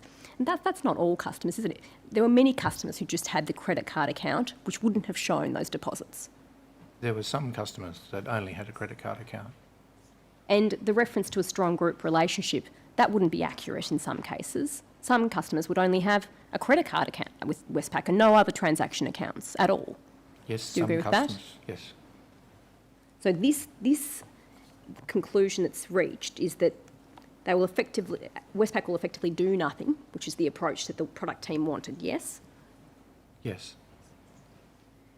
So in your statement you say no changes were made to Westpac's processes until ASIC commenced its investigation in around August 2014. And then in December 2014, Westpac put its credit card offers on hold while ASIC investigated. Now, you're aware that ASIC issued various notices throughout this period to Yes, I am. Westpac? Yes. I'll just take you to a couple of those notices, Mr. Malcolm. One is ASIC 0010 0005 0489.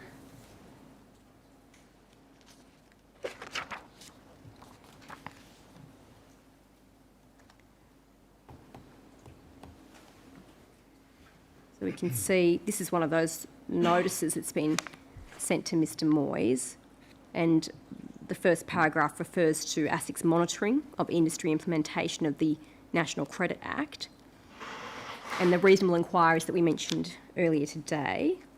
And then there's a reference to the September 2012 letter. In September 2012, ASIC communicated its views to peak industry bodies, and that's, you would agree that's a reference to that ABA letter we talked about. Yes. And then the next paragraph, ASIC's view is that before approving a credit card limit increase in application, card issuers should at least make inquiries about and ascertain a customer's current level of income and employment status. Additional inquiries may be necessary depending on the age of information held by the card issuer. However, we expect to see this base minimum level of inquiry. So again, that's making pretty clear, isn't it, Mr. Malcolm, what ASIC was expecting of Westpac? Yes. Yes. And on the next page, page 2, you could put them side by side perhaps, would help. Thank you, operator.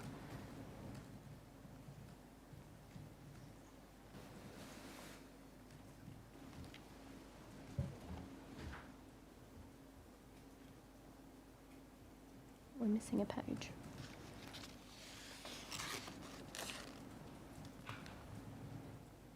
Is page .0490 available? If it's not, I'll read it out. No, it's not. Okay, it's blank for some reason, Commissioner, but I will read it. I will do my best.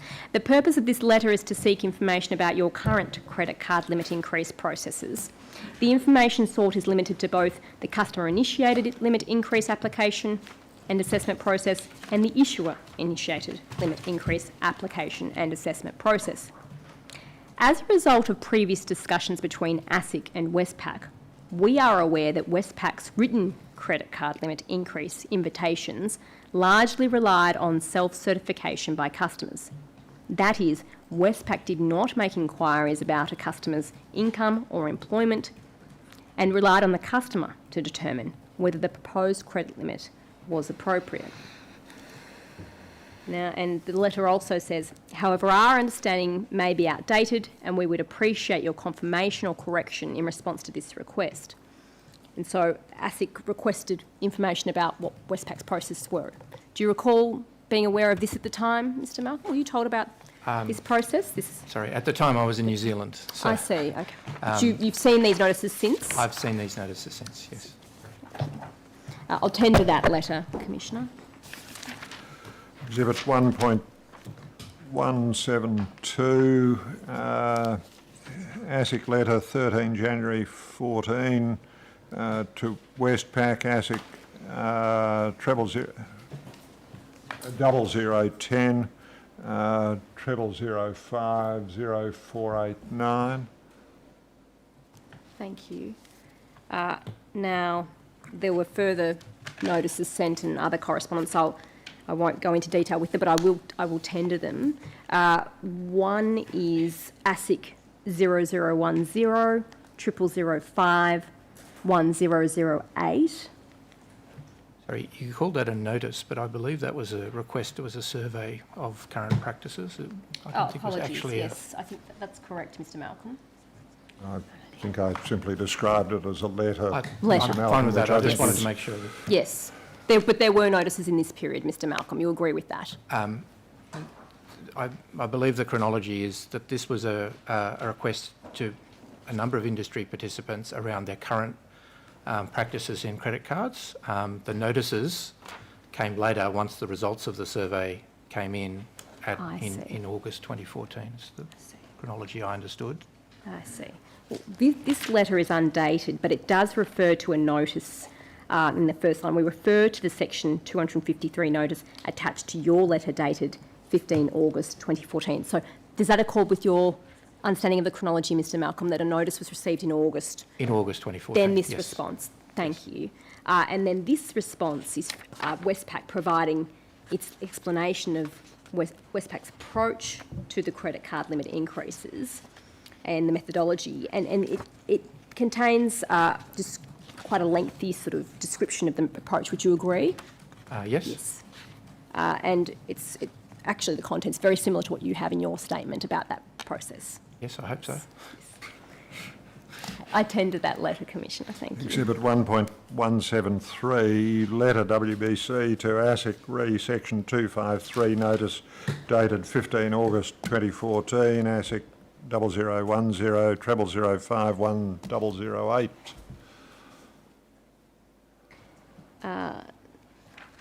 Now, a further letter from Westpac to ASIC explaining the process again is WBC.300.001.0331.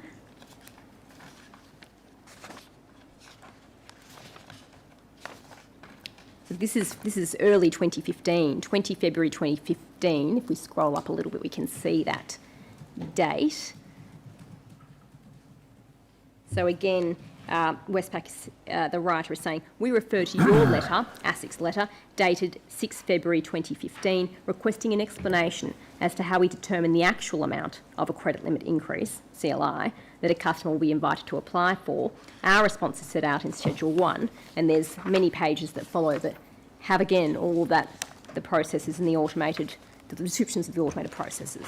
Yes. So this is months and months of, well, over months, there was this dialogue and exchange of information. Is that correct, Mr. Malcolm? Yes, so we also had a meeting with ASIC in October 2014 as well to explain the process, because it is, you know, it's... Complicated. It's thorough. Did you attend that meeting, Mr. Malcolm? No, I didn't. I'll tender that letter, Exhibit Commissioner. 1.174, letter ASIC to Westpac to ASIC. Thank you. So we can see that... Just one moment. 20 February 2015, WBC 30000010331. Thank you. So over this period, Mr Malcolm, you would agree Westpac's providing a great deal of detail about its automated process around making these offers. Yes. It's trying very hard to convince ASIC that its processes are fine, yes? Yes. Because it wanted to avoid having to make the changes that ASIC was telling it to make. Is that correct? Well, actually, there's a couple of intervening issues as well. In November 2014, ASIC issued an update to RG209, which essentially repeated the requirement to make specific inquiries. So by that stage, and in fact in around September 2014, before Westpac met with ASIC, we'd already decided to implement that change, and in fact had commenced a project to implement that change by March 2015. Sorry, decision date is when? I don't know exactly when the decision date is around September 2014. September 14, implementation was March aimed 2015. for March 15.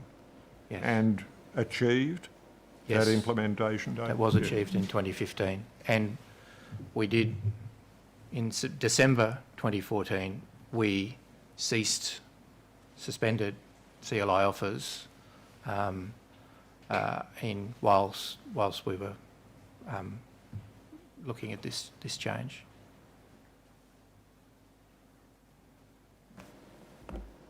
Yes. So the sequence, we met with ASIC, obviously had a discussion with them about the process. RG209 came out, and we suspended CLI offers until such time as the changes had been made in March 2015. And in fact, we didn't reintroduce them until sometime later after we'd agreed the remediation with ASIC. And the very first step in the process, though, was the letter to the ABA in 2012. 2012, that's right, yes. Yes, September 2012. Okay. Well, at the end of 2014, there was a group unsecured credit policy at Westpac. You exhibit this to your statement. This is WDM-11, WBC 099-002-2800.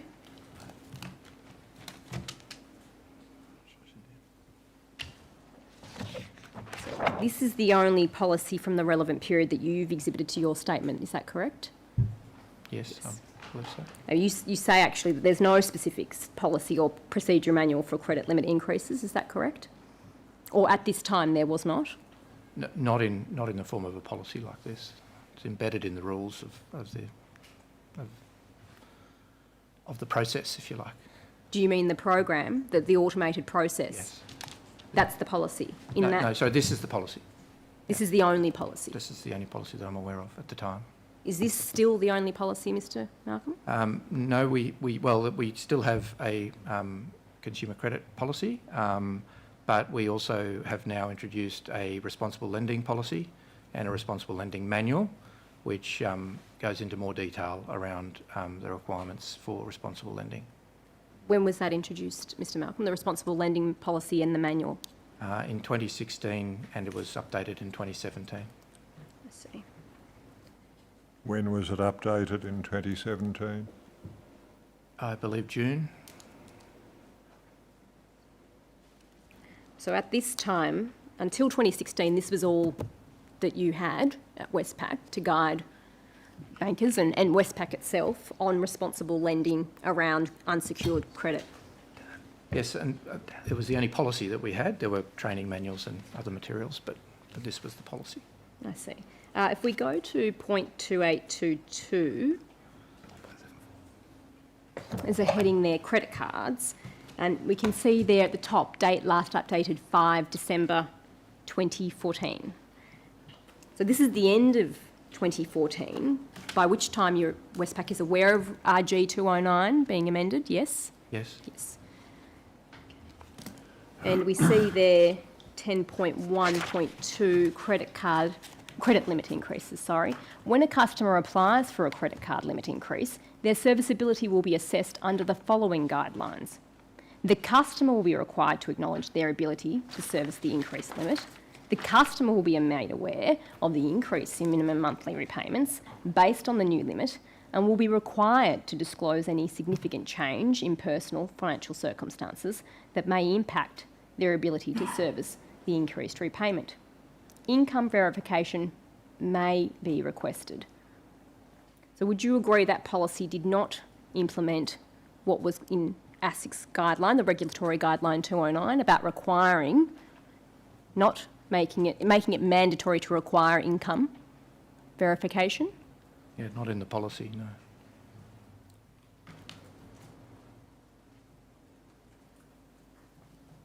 And there's nothing in here about ascertaining debts of the customer? Not in the policy. Do you agree that these guidelines contain very little that would require Westpac to inquire about the customer's current financial situation at the time of the limit increase?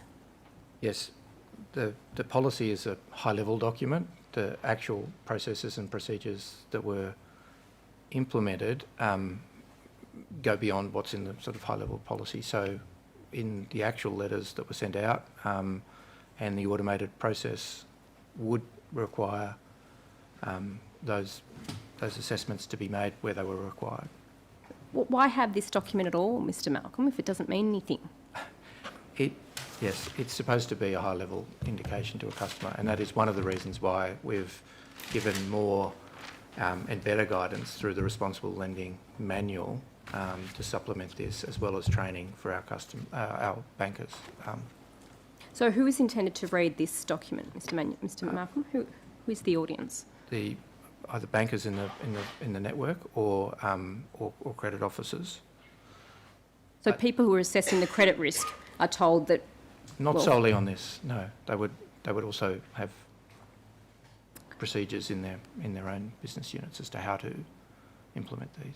I don't have those. You don't exhibit those to your statement, we though? No. Okay.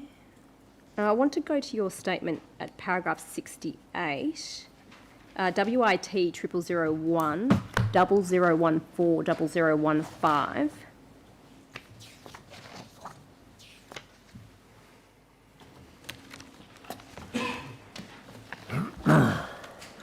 Now, at paragraph 68, you say, with the benefit of hindsight, I consider that the approach that Westpac took to communicating with ASIC about the issues raised in the ASIC letter was inappropriate in all the circumstances.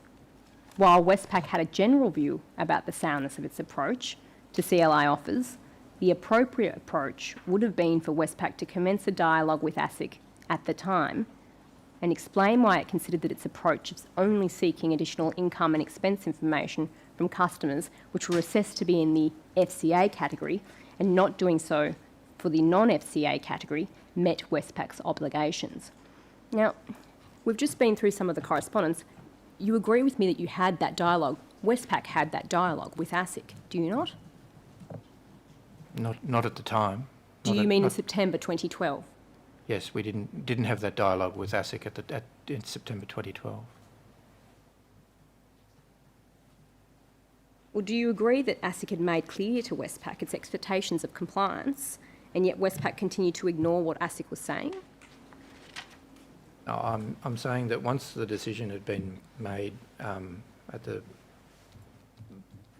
Rob Love, Nicole Linda meeting, that having made that decision, we should have then taken that position to ASIC and said, this is how we believe we comply with the letter that you've sent to the ABA, but that wasn't done at the time. It was, we've concluded that we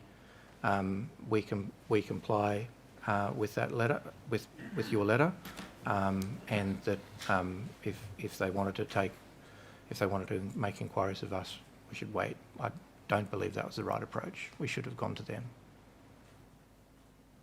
Well, ASIC did have to approach Westpac and other lenders about this issue, and you pointed that out. You're aware that ASIC held discussions with the chairman of Westpac about this issue and other issues in 2015. Are you aware of that? I have been made aware of that. Well, actually, I knew that they attended the board in March 2015. So in March 2015, you were aware at that time. You were aware I of this. wasn't aware at that time, but sorry, I have. You became aware as the part of preparing your statement, your statement, evidence. yes. I see. I'll take you to a document ASIC.0010.2491.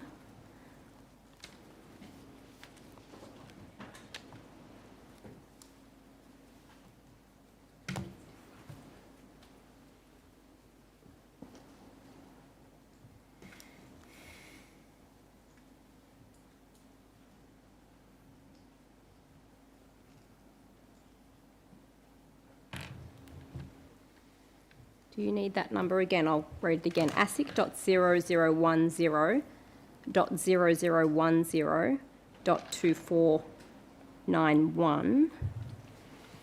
Thank you. So this is a reference, this is a list of speaking notes from a meeting that ASIC held with Lindsay Maxted, chairman of Westpac. So this is an ASIC document, Mr. Malcolm, that the Commissioners obtained. The meeting was to be held on Thursday, 28 May 2015. Purpose: Lindsay requested this meeting with you following the Commission's meeting with the Westpac board on 3 March and your meeting with Brian Hartzer on 4 March. And you referred to that March meeting earlier, Mr. Malcolm. Do you recall that? Yes, I referred to the board meeting. I wasn't aware of the meeting with Mr. Hartson. Were you aware of this meeting from May 2015? No. No. I'll just read the extract from the first column. Of the big four banks, Westpac appears most resistant to ASIC and the laws we administer. Across DCI's multiple dealings with Westpac, there is a sense that they only tell us about issues when they think we are likely to find out about them through other means, and that they are reluctant to give us any more than the minimum possible amount of information, e.g. in complying with notices. There are some exceptions to this, e.g. Westpac was cooperative in a recent technical breach involving failure to provide FSGs in some sales of consumer credit insurance. And further down, example, credit card limit increases. Despite clear messages about our expectations of compliance with responsible lending requirements by credit card issuers, and in contrast to the other card issuers, Westpac refused to change its practices until faced with the very direct threat of legal action. Do you agree with that statement there, Mr. Malcolm, that it took the threat of direct I'd have legal to break action? it up a bit, Ms Diaz. I think there's a number of statements there. That, yes, the statement that it took the very direct threat of legal action to force Westpac to change its processes. Well, I would say that we were having discussions with ASIC, and we were giving them information about our credit limit increase programs, and we never sought to hide what we were doing in our credit limit increase programs. But as I said, I do agree that we should have approached ASIC at the time. So from the sentiment that's expressed there that we didn't engage with ASIC until they were requesting a number of notices, I would agree. And you've agreed already in your evidence that ASIC was clear about their expectations of compliance with responsible lending obligations? Yes. Yes? And you agree that it was clear from the September letter in 2012 what those expectations were? Yes. Yes. So you would agree that Westpac refused to change its practices until much later in the piece? Yes, I'd agree with that. On the next page... Thank you. After the responsible lending obligations commenced in 2011, DCI worked with industry to establish a bare minimum position in terms of the minimum inquiries a bank needs to make when inviting a customer to apply for a credit card limit increase. And there's a reference to the September letter. ASIC crystallised this minimum position in a letter to the whole of the industry. DCI went back to the whole industry at the beginning of 2014 to assess the level of compliance and what issuers were doing above the bare minimum. To their surprise, they discovered that Westpac was not even doing the bare minimum. That is, it was not asking customers any questions before increasing their credit card limit. It was relying solely on its internal analytics. While ASIC has publicly said that internal analytics can play a role, we have also said that you need to ask the consumer, as a bare minimum, what their income is and if they are employed. This is because the responsible lending obligations apply at the individual borrower level. With Westpac the only bank defying ASIC's guidance from September 2012, DCI referred the matter to enforcement. As part of enforcement's investigations, they obtained an internal memo of a meeting Westpac had to discuss ASIC's letter from September 2012. The senior executive leader of DCI, Michael Sadat, noted that the memo recorded the following. Despite someone from Regulatory Affairs in Westpac cautioning against defying ASIC's guidance, the business instead insisted on ignoring ASIC's guidance. The business, as recorded in the memo, said, let's wait for ASIC to challenge us directly before changing our position. Now, I'll just pause there. There was discussion between, you've said this, Regulatory Affairs, or that group, and the product team, and you've agreed that the conclusion was that nothing would be done. Do you agree that the business said, let's wait for ASIC to challenge us directly before changing our position? That's put in inverted commas as if it was a quote, and I don't think that was actually what was said. But I agree that the emails from product did indicate that they thought that they should wait until there was a direct request from ASIC. Is it a fair summary, what appears in this document, of the position?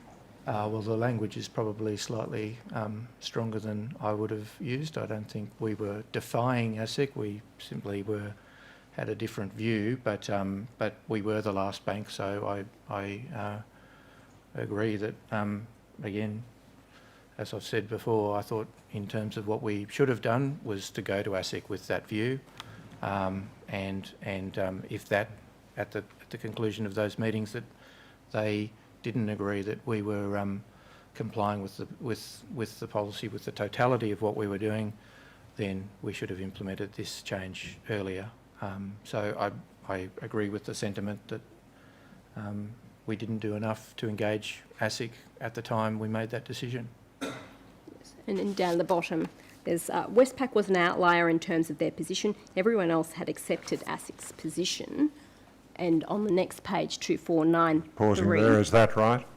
I, again, don't know exactly what the other banks were doing at the time, but certainly from the feedback, that when we got that feedback from the ASIC survey that they did in January 2014, we got the results back sometime later that year that it did indicate that Westpac was the last to employ direct inquiries for employment and income, and which we implemented in March 2015.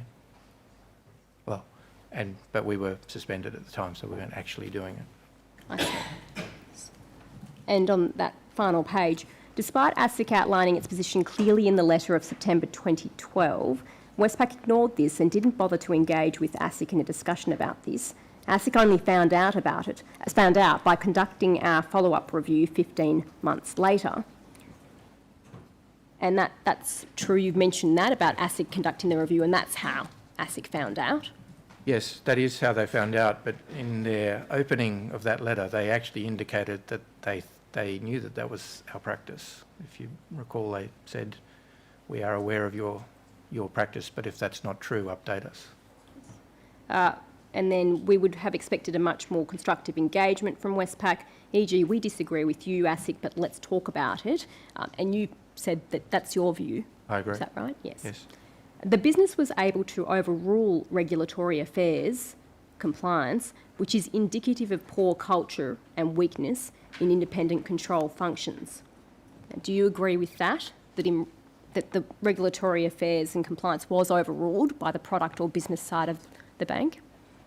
I don't think they were overruled. The decision was made by a second-line risk person in conjunction with a first-line business person, with the advice of Regulatory Affairs, and legal were on that steering committee as well. So the steering committee delegated that decision to risk and product, and they came to a decision.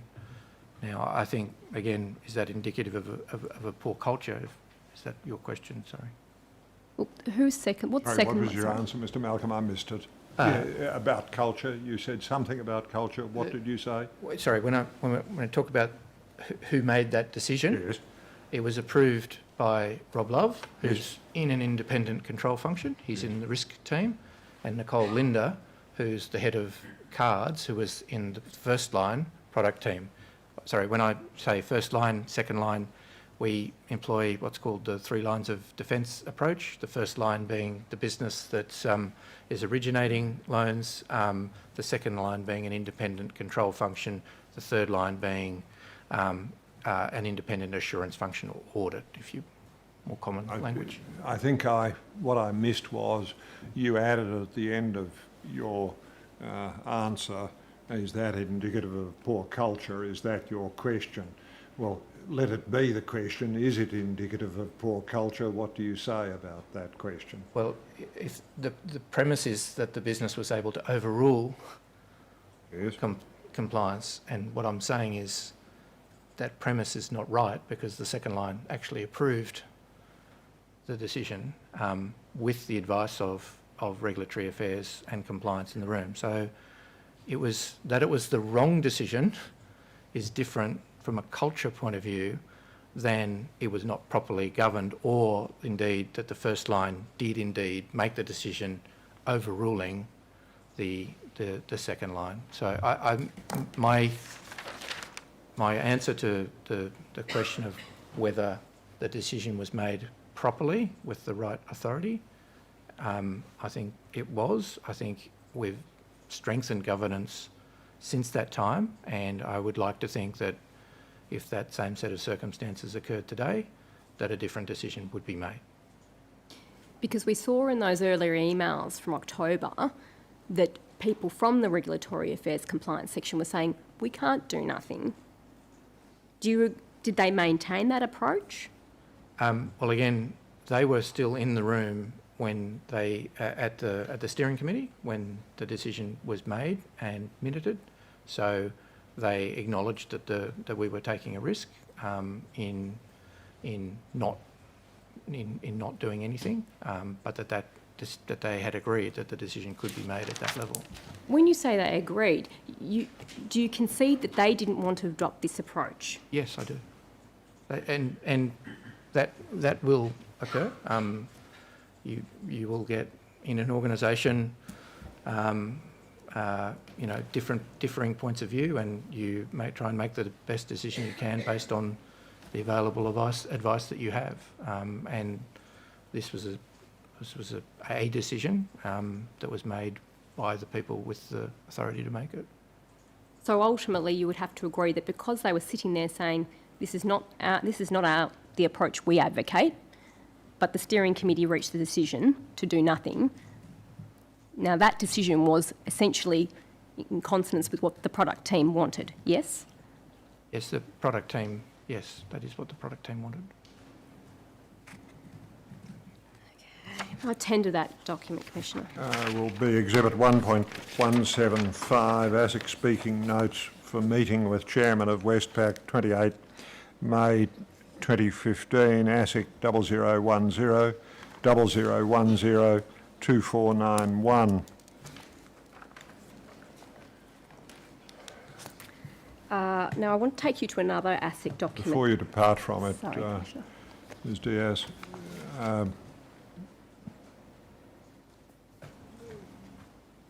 do you accept that ASIC, do you accept that Westpac in effect declined ASIC's request to order its affairs in a particular way?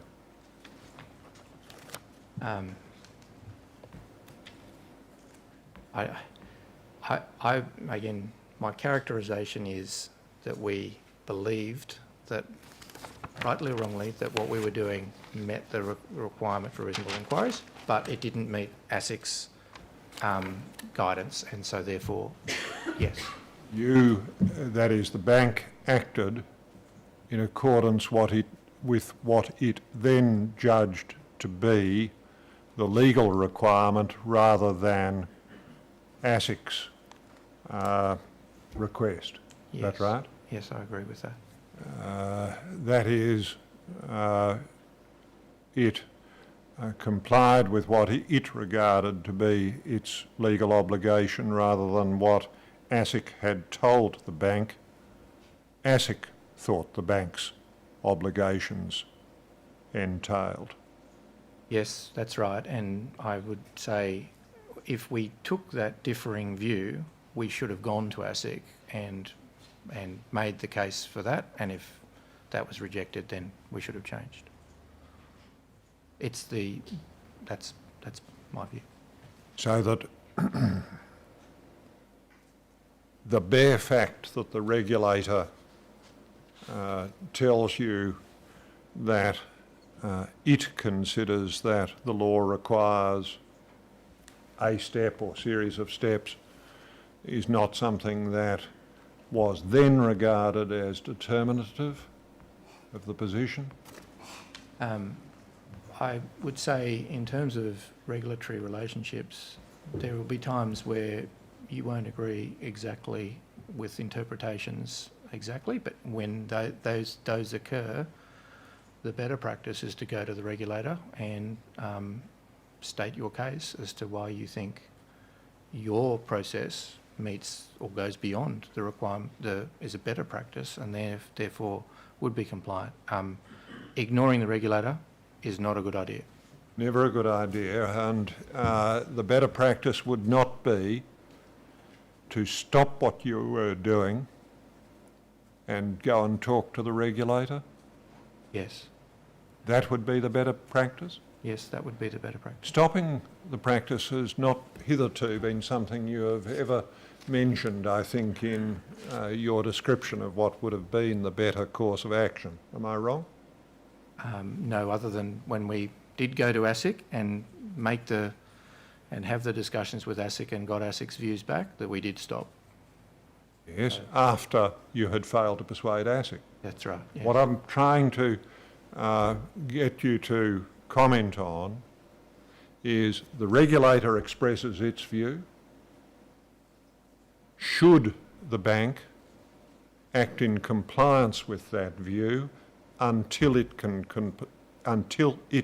persuade ASIC to the contrary, or should it continue along the path it is following while it seeks to persuade ASIC to the contrary? Yes, in that case. I did intend it as an either or. I know. Sorry, If I didn't articulate it, I'm sorry. So if we haven't convinced ASIC, then I mean, in the case of this letter, and I really can only speak to the specifics of this circumstance, the ABA letter in 2012 didn't have, you must do this from this certain date. No. It said, we expect you to do this. So in that case, would I have advocated ceasing until we were doing that? No, but if we were deciding not to do it, then I would have, again, I think the right course of action would have been to go to ASIC. If the ASIC said no, then stop doing it. Yeah. It's because if the ASIC set out a regulatory guide and said here is the rule, and it must be complied with by this date. If you were planning to do it after that date, you either get the ruling or stop it on that date until such time as you've convinced them. See, what I'm searching for, Mr. Malcolm, and I'm at fault, you're not. I'm not seeking to criticise your answers. So the fact that I persist is a reflection on me, it's not a reflection on you. What I'm trying to get hold of is what's Westpac's attitude today? If ASIC says we think the better view of the law is X, would Westpac act on that and obey that construction of the law, or would it continue on its course while it sought to persuade ASIC to the contrary? I think we would obey the law, and unless we made the case, and if there was a date by which that this is when it should cease, we should obey that too. Yes. And I would say we have strengthened, partly as a result of this, but also the other incidents that have been in our submission, that overarching guidance with dealing with regulators in particular, but ASIC as well. Can I cease by asking you this question? Do you manage to obligation, or do you manage to regulatory request? Do you understand the distinction I'm drawing? Can you help me with that a little bit?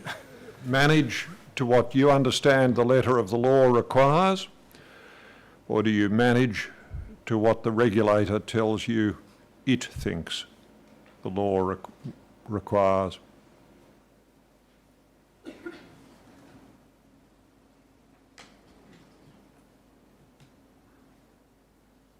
I think my best answer is both. Yes, Mr. Diaz. I want to take you to another ASIC document, ASIC 0010 0006 2255. This is from 2015, Mr. Malcolm. Again, you won't have seen this, 18 June 2015. This is an enforcement meeting held at ASIC. I just want to hone in on that number of possible contraventions and profits. So this is about the CCLI practices at Westpac and this continuing issue. ASIC does not have concerns about the inquiries made of FCA customers, and the investigation only relates to non-FCA customers. The total number of non-FCA bank-initiated CCLI invitations from March 2011 to November 2014 was almost 2.4 million, 78% of the total. The remainder were FCA. Of the 2.4 million, 247,709 replied and received an increase. We're just pausing there. I'm not forcing you to recollect the exact figures, but does that sound generally accurate to you, Mr. Malcolm, those figures? The proportions of 78%? It's in line with the 70% that we talked about before, so that sounds reasonable. As a result of bank-initiated non-FCA CCLI invitations, net profit in the period from March 2011 to November 2014 was $23,062,422 from income of $39,974,790. Now, do you know if those figures are in the realm of being accurate for that period? Well, during the course of preparing for this, I did look at some of the documents that we produced for the notices for ASIC, and I believe there was one of their notices requested an estimation of the profit from CLI invitations at the time. What I would say is it's an estimation. It's very difficult to actually get an exact number from that, because you'd have to make some assumptions around if a customer had a 50% utilisation rate and we gave them a credit limit increase and they increased their utilisation but it was still below the level of the original limit, how much of that additional usage was attributable to the CLI and how much was not, and then how much additional other revenue that we got. So there were a number of assumptions made within that, but yes, there was an estimation made based on a sort of 6 months prior to the CLI being offered, then a 6 months afterwards, to sort of make an estimate of how much profit we made from those CLIs that were offered in that 2.5, 3 year period. So these figures have come from Westpac. They have we come can from say, Westpac, yes. They're very precise, aren't they? 400. Yes. Now, this is obviously showing quite high profits. Is that another reason why Westpac decided not to act as early as it ought to have in relation to ASIC's guidance? Well, profit was one of the reasons why we did do limit increase programs, so yes. WBC, Westpac has told ASIC that for approximately 20% of customers receiving an invitation, approximately 480,000 invitations leading to 49,500 increases, their only account with Westpac is a credit card. Assuming these customers accounted for 20% of profits from these customers would be approximately 4.6 million. Now, the first sentence, this is what we talked about earlier, that some of these customers only have a credit card with Westpac. That's correct. Yes, I've only just seen this document. I know that there have been discussions with ASIC and we have made the estimate around the number of customers with only a credit card, and that's the 20% number. I'm not sure that the 20% number applies directly to only the customers that receive non-FCA letters. So I have heard the 20% number before about credit card customers who would only have a credit card account. I'll take it as an assumption, but I'm not verifying. Well, the numbers in here were supplied to ASIC by Westpac, is that right? Yes, we did. And you haven't sought to challenge the accuracy of those numbers in the statements you've made? No, but I haven't. I've only received this document now, so I haven't been able to verify any of that number there. But but you were given notice of it. I think we got this a day, 2 days ago. The figure of 20%. Yes. Just to be fair, Commissioner, it's not a subject that he was asked to address in his statement. But these are numbers from ASIC, aren't they, from Westpac, aren't they, So Mr. Chair? So we understand. Yes. They're numbers that ASIC have derived from numbers that have come from Westpac. Yes. Yes. Thank Yes. you. So Yes, Mr. Diaz. the figure of Ms. 20%, Mr. Malcolm, can you tell the Commission what you think, or if you know, what the percentage was for the non-FCA customers? I don't know that percentage. I'll tender that. Exhibit document, 1.176, ASIC note 18 June 2015, ASIC 0010 0006 2255.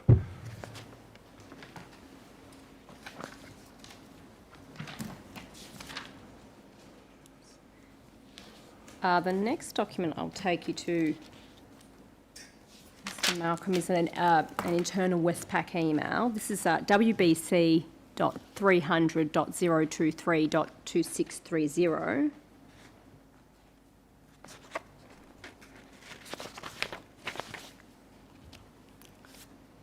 So this is an email from Alexandra Holcomb.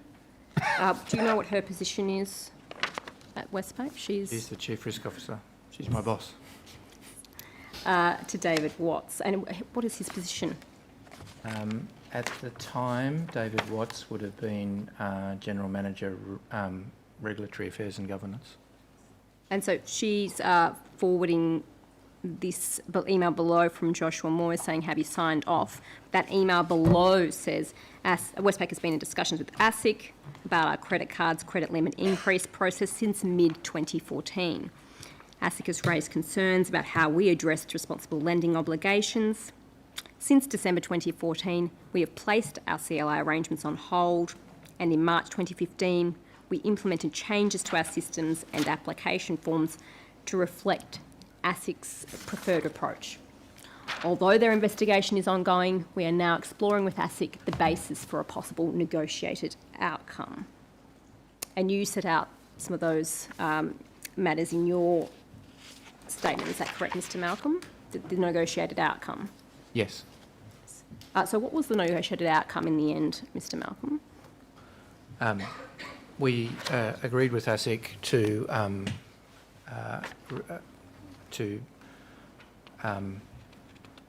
take a cohort of the customers that had received a CLI from in the relevant period Screen out from those, include in those customers any customers that had been in arrears for more than 60 days, any customers that had suffered hardship in the 12 months after the CLI offer, and also customers that had been in arrears for 2 periods of 30 days in that period of time, and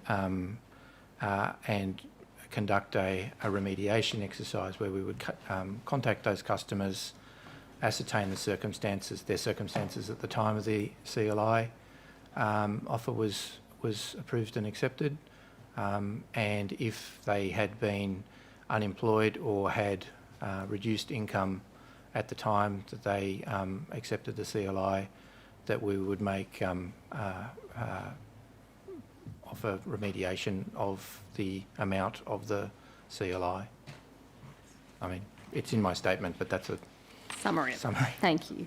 There's a memo attached to this email. I'm not sure if it will come up, but WBC.300.023.2634, which sets out some of the recommendations that were being made around what would be negotiated.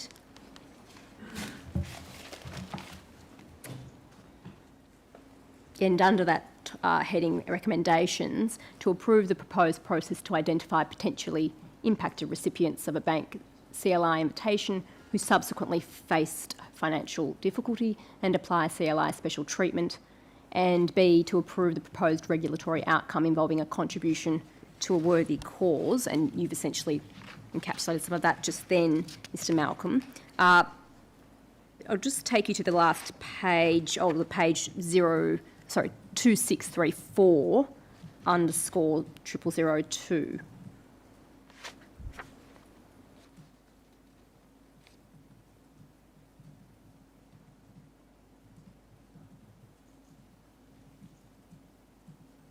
Thank you. Just above that heading, regulatory outcome, this approach was developed with regard to the following, and that they're the details that you've mentioned there, the customers who'd received and it substantially contributed to their hardship. Is that what you were mentioning before, Mr. Malcolm, when you summarised the process? Yes. Yes. And under regulatory outcome, our preferred approach is to seek to avoid an enforceable undertaking or infringement notice, and seek to obtain ASIC's agreement for a contribution to a worthy cause, together with a media release. I'll tender that document, Commissioner. With or without the email, Ms Dear? They're attached as one, I believe. Exhibit Commissioner. 1.177 will be email Holcomb to Watts, 14 September 15, WBC 300.023.2630, together with associated memorandum WBC 300.023.2634.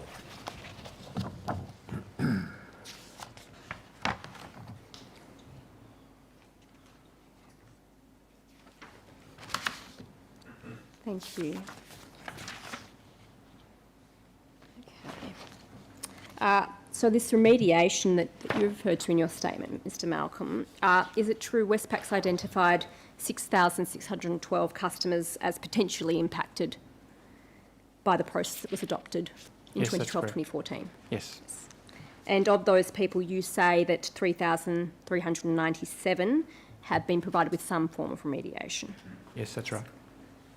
And the remediations varied between issuing refunds to credit card balance waivers, or both. Is that correct? Generally, the principle was to take them back to the situation that they were in prior to the CLI, so it would be a debt waiver of the amount of the CLI, or if they hadn't used all of the CLI, the amount that they had used, and interest and fee reversal for the amount of interest that they'd paid on that CLI. Does Westpac undertake an assessment, or go back and try and, in hindsight, undertake the assessment of suitability again in accordance with what ASIC was telling it to do? Does it undertake that assessment? In essence, in the remediation approach, the call to the customers would ask them the questions that we didn't ask them in the CLI. So we asked them what their employment status was at the time of the CLI, and whether they had reduced income from the time of their application to the time that they received the CLI. And so therefore the two questions that would now be in, that we were now doing in CLI as per ASIC's letter of 2012, if they answered that they were not employed or their circumstances had changed or that they were on reduced income, they'd be eligible for the treatment. And were they the only two questions or inquiries made? Were there We did other ask a third inquiries? question as to what were the circumstances of them applying for the CLI, but it was, I don't have the exact wording of those scripts, but that was essentially there were three questions. When you say the circumstances, do you understand that to mean their financial situation? Yes. I see. And the total amount of remediation paid is 11.3 million, right? That's right. Okay. And that was only finalised in February this year, is that right? The last payments were made, or the last... Yeah, it's in February 2017. 2017, sorry, yes. So we got approval from ASIC in December 2015, and we commenced the project in January 2016, and we'd made all the payments essentially by February 2017. The project didn't close down until August 2017 because we did the assurance review. Why did it take so long to get that process completed, of contacting the customers, 3,000 customers or more? Well, the approach that we took, and we agreed with ASIC, was that we should have an independent assurance process run alongside the remediation program, and that we would start with a pilot of roughly 600 customers and get the independent assurer to provide feedback that was effective and that we were adhering to the terms of the remediation. So that commenced relatively quickly. We then went back and made changes to the program in order to make it more effective, to improve some aspects of the call scripts that became ambiguous, and then we rolled it out the full set of the program. The biggest issues we had in that program in terms of timing was actually getting in contact with customers. So whilst we would call them and we had a contact strategy, if you've run any kind of program like this, it can be quite hard to contact customers and get them to respond. So in my view, it actually ran reasonably quickly for a program of this type. Okay. Does Westpac still send the credit limit increase offers to this day? Do you still send those sorts of invitations out? Yes, we still do. But you're aware that from 1 July, you mentioned that, 2018, you'll no longer be allowed to do that? That's right. And will Westpac take steps to comply with those changes earlier than that date, or will it wait until the very last minute to do that? I'm sorry, I'm not aware of when we're going to cease the offers. Okay. You filed a supplementary statement, Mr. Malcolm. You originally asked, in respect of your first statement, to list incentives and key performance indicators that were relevant to Westpac staff during the relevant period in relation to initiation and acceptance of CLIs, or credit limit increase offers.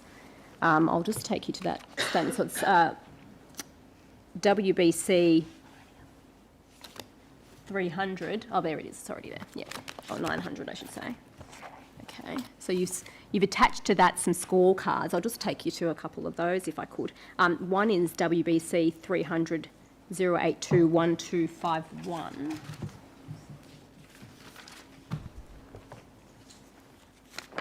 Which tab is that for me? Is it? Oh, I'm sorry. It's the very first scorecard, Mr. Malcolm. So if you have that. Yes, that's it, and you can see it on the screen as well. So this is an actual scorecard for someone, is it? Their name's been redacted. Yes. Yes. Okay.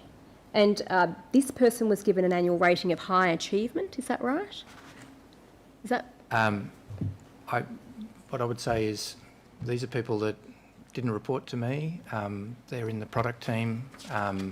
So questions directly about what was in these scorecards, I can speak in general terms, but I can't say I can't say definitively what their final outcome was, because the process has a page where the employee would rate their own scorecard, and then the manager would put in what their ratings were. It would go through a subsequent process of alignment and then a final outcome. So this is the request was for were there KPIs in the scorecards, and there were some scorecards in the product team where CLIs were mentioned, but I don't have details of the outcomes for these employees. But in any event, you can see that it says annual rating high achievement. Yes. So do you know if that's the highest achievement that someone can get? It's a 5-point scale. The highest is outstanding. The next is high achievement. The next is effective. The next is needs development. And then the last one is unacceptable. Okay, so this person's done quite well. Yes. Yes. Okay, and then where it says employee, that text there, is that what the employee has written about themselves? Yes. Yes. Okay, and then it's hard to find, but in the middle there, there's a number 2. Identified opportunities to increase and improve the effectiveness of our limit increase programs and CLI consents. Further down, these included the adding of RMs and transactor segments to the targeted population. Introduced a holistic and always-on program for CLI consents capture across all channels, and simplification of wordings across CLI consents capture. CLIs improved by 35%, with consents improved by 65%. Year on year, is that Yes, correct? that's right. Okay. And the reference to RMs, do you know what that is in the first line? I believe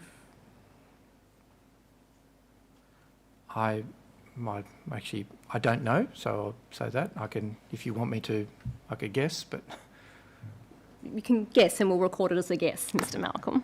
I think it might mean relationship managers, which would be segments of customers that are managed individually by rather than a sort of mass segment. I see. Now, would you agree that from what we're reading here is that this person has told whoever's assessing them that they've done well in this area in boosting their CLI consents and capturing those consents? Would you agree with that? Yes. Yes. That is valued by the organisation. Yes. And it's still valued by the organisation, is that correct? Well, it is until they're not allowed anymore. Okay. There are other scorecards, Mr. Malcolm, but I think we'll leave it at that. They speak for themselves. Commissioner, those are the questions that we have for Mr. Malcolm. Yes, just before you, I asked Mr. Sheehan whether he has any questions of you, Mr. Malcolm. Can I go back to rather more general questions than questions that are specific to the particular events that we've looked at? The bank's assessment of serviceability of a credit card arrangement is an assessment that at least embraces avoidance of default.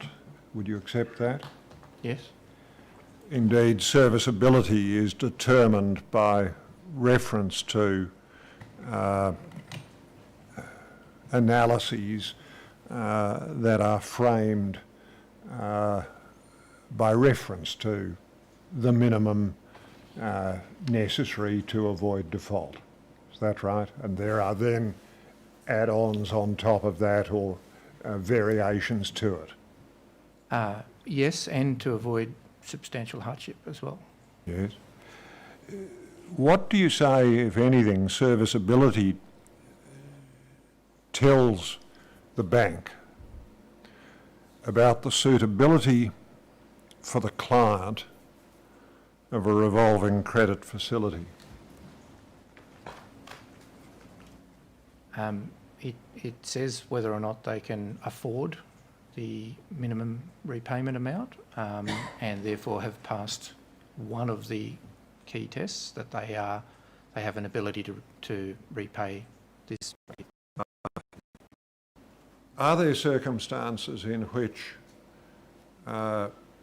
different considerations would intrude when considering suitability, say, of a revolving credit facility of $5,000 compared with considering suitability of a revolving credit facility of $10,000? It would really depend on the customer's circumstances and what they wanted the credit card for, and the features that they wanted within the credit card. So you start from a premise that a credit card is actually more than one product. It's both a payments product and a revolving line of credit. If a customer is wanting to borrow for a specific purpose and repay that over time, there are better products than a credit card. There are lower interest rates, and you can make instalment payments. Yeah. So the premise that how do you pick which credit card is best for you, is that you need to look at how you want to use that credit card. Do you want to use it simply as a payment mechanism and pay off the balance every month? Do you want to earn rewards for that spend? Or would you rather not earn rewards but have a low fee, long interest only period? If you want to say, well, from time to time I'll have a balance in that account, then you may want to you would identify yourselves effectively as a revolver to say, yes, I will have balances from time to time for bigger purchases that I want to do. I'd rather go for a low rate card rather than a rewards card. So it's really at that point of origination, but during the period of time that you're using that card, you will change. I got my first credit card when I was a graduate, and I certainly use my credit card differently today than when I was a 21-year-old just joining the workforce. And over time, you will migrate to different types of cards, and you'll have different needs. And what we try to do is, when we do analyse your behaviour within those cards, and we'll give you an opportunity to make, if you've made a larger purchase, to pay that off over a period of time, or indeed if we see that you're only making the minimum repayments each month, we can give you what's called a nudge and say perhaps you want to look at a facility that you pay off over time at a lower rate. Does the bank, at initiation of the credit card account, ask the customer any questions which are directed to those questions bearing on suitability that you've just described? Well, again, the way that we originate credit cards has also evolved over time. Again, when I joined the bank in 1988, you went to a branch, you met with someone, you filled in an application form, and 3 or 4 weeks later you'd get an answer. Today, most people would apply for credit cards online, and they're not actually speaking to a banker. And so they'll get information, and we have tools on our website or through affiliate sites. If you go to finder.com.au, they'll have tools to say what sort of credit card suits me, and they'll look for the features, and you answer some basic questions around what features you want, and it will pick a card that is based on what you've told it as is a good card for you. And they're decisions which the customer makes, not the bank makes. That's Is that right? Yes. And they're not decisions that the bank makes at the point of offering or agreeing to a credit limit increase, are they? No. And I'm not picking out Westpac in this, at least to your knowledge within the industry, no bank asks these questions, do they? Not for a credit limit increase, but we have other programs that will analyse the behaviour and the transactions in your account and make suggestions to you as to ways that you can optimise your behaviour or get the right card. Yes. Yes, Ms Diaz. Anything arising out of that? No, Commissioner. Thank you. Now, does anybody other than Westpac seek leave to cross-examine Mr Malcolm? No? Mr Sheehan? I've no re-examination. Yes. So might he be excused? Yes, Mr Malcolm. Thank you for your evidence. You're excused further attendance. Ms Diaz? Yes, Commissioner, that concludes the evidence or oral evidence that will be heard today. There are a number of witness statements that Council wish to tender and the summons as well. Yes. Yes. So the first of those is the witness statement of Carol Separovich, dated 12 March 2018, and the document ID for that is WBC 900 001 0115. If we could hand up. I trust she will forgive me if I put the emphasis on the wrong syllable. Separovich. Spelling it. Separovich. Separovich. Thank you. I mispronounced Exhibit it. 1.178 will be the statement of Ms Separovich, 12 March 18, WBC 900 001 0115.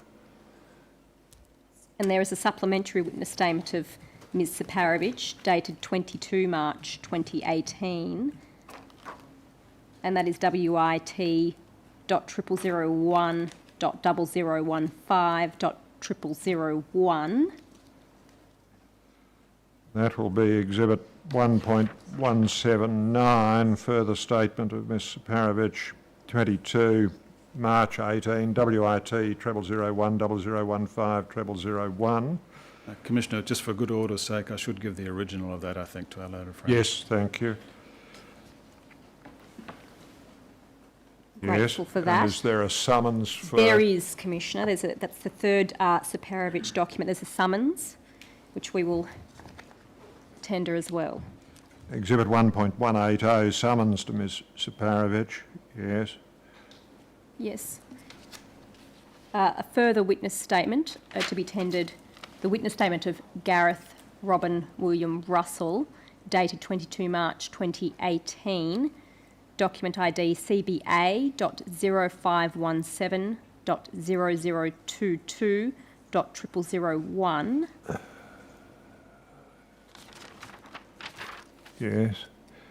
We'll That will tender be that. Exhibit 1.181, statement of Gareth Robin William Russell, 22 March 18, CBA 051700220001. There is a summons as well for that statement, Commissioner. Exhibit 1.182, summons to Mr Russell. Yes. Yes. Two more, Commissioner. One is the witness statement of Alan Saul Machette, dated 28 February 2018, document ID CIT.9999.0001.0001.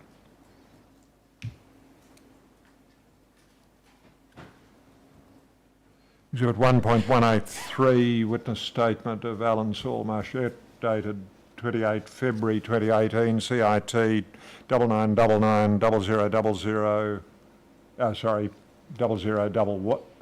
start again, CIT 999900010001. Thank you. And a supplementary statement of Mr Machette, dated 22 March 2018, CIT 9999 0002 0001. Exhibit 1.184, further statement of Mr Machette, dated 22 March 18, CIT 9999 0002 0001.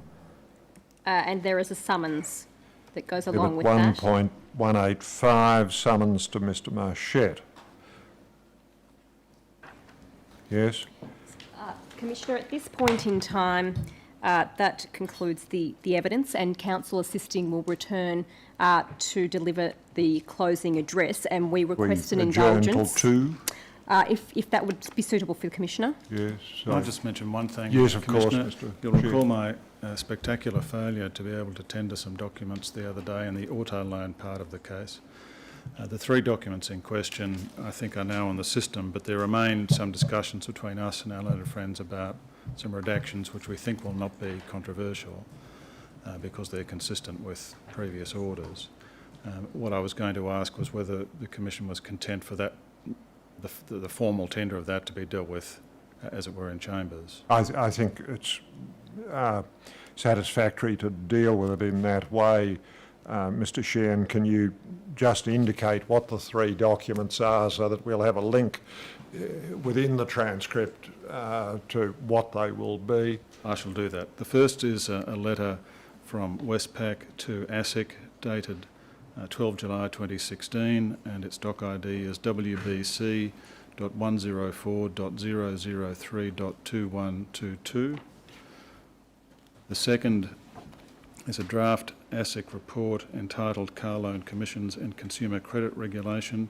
It is undated on its face, but I think we will agree it was issued in 2013. And the third are... And has that got an ID on it? Oh, I'm sorry. WBC.103.005.5591. And the third are sovereign screen prints relevant to Mrs. Thiravangadam's loan. The doc ID is WBC.104.003.7572. And as far as a date goes, they commence on the 24th of July 2012.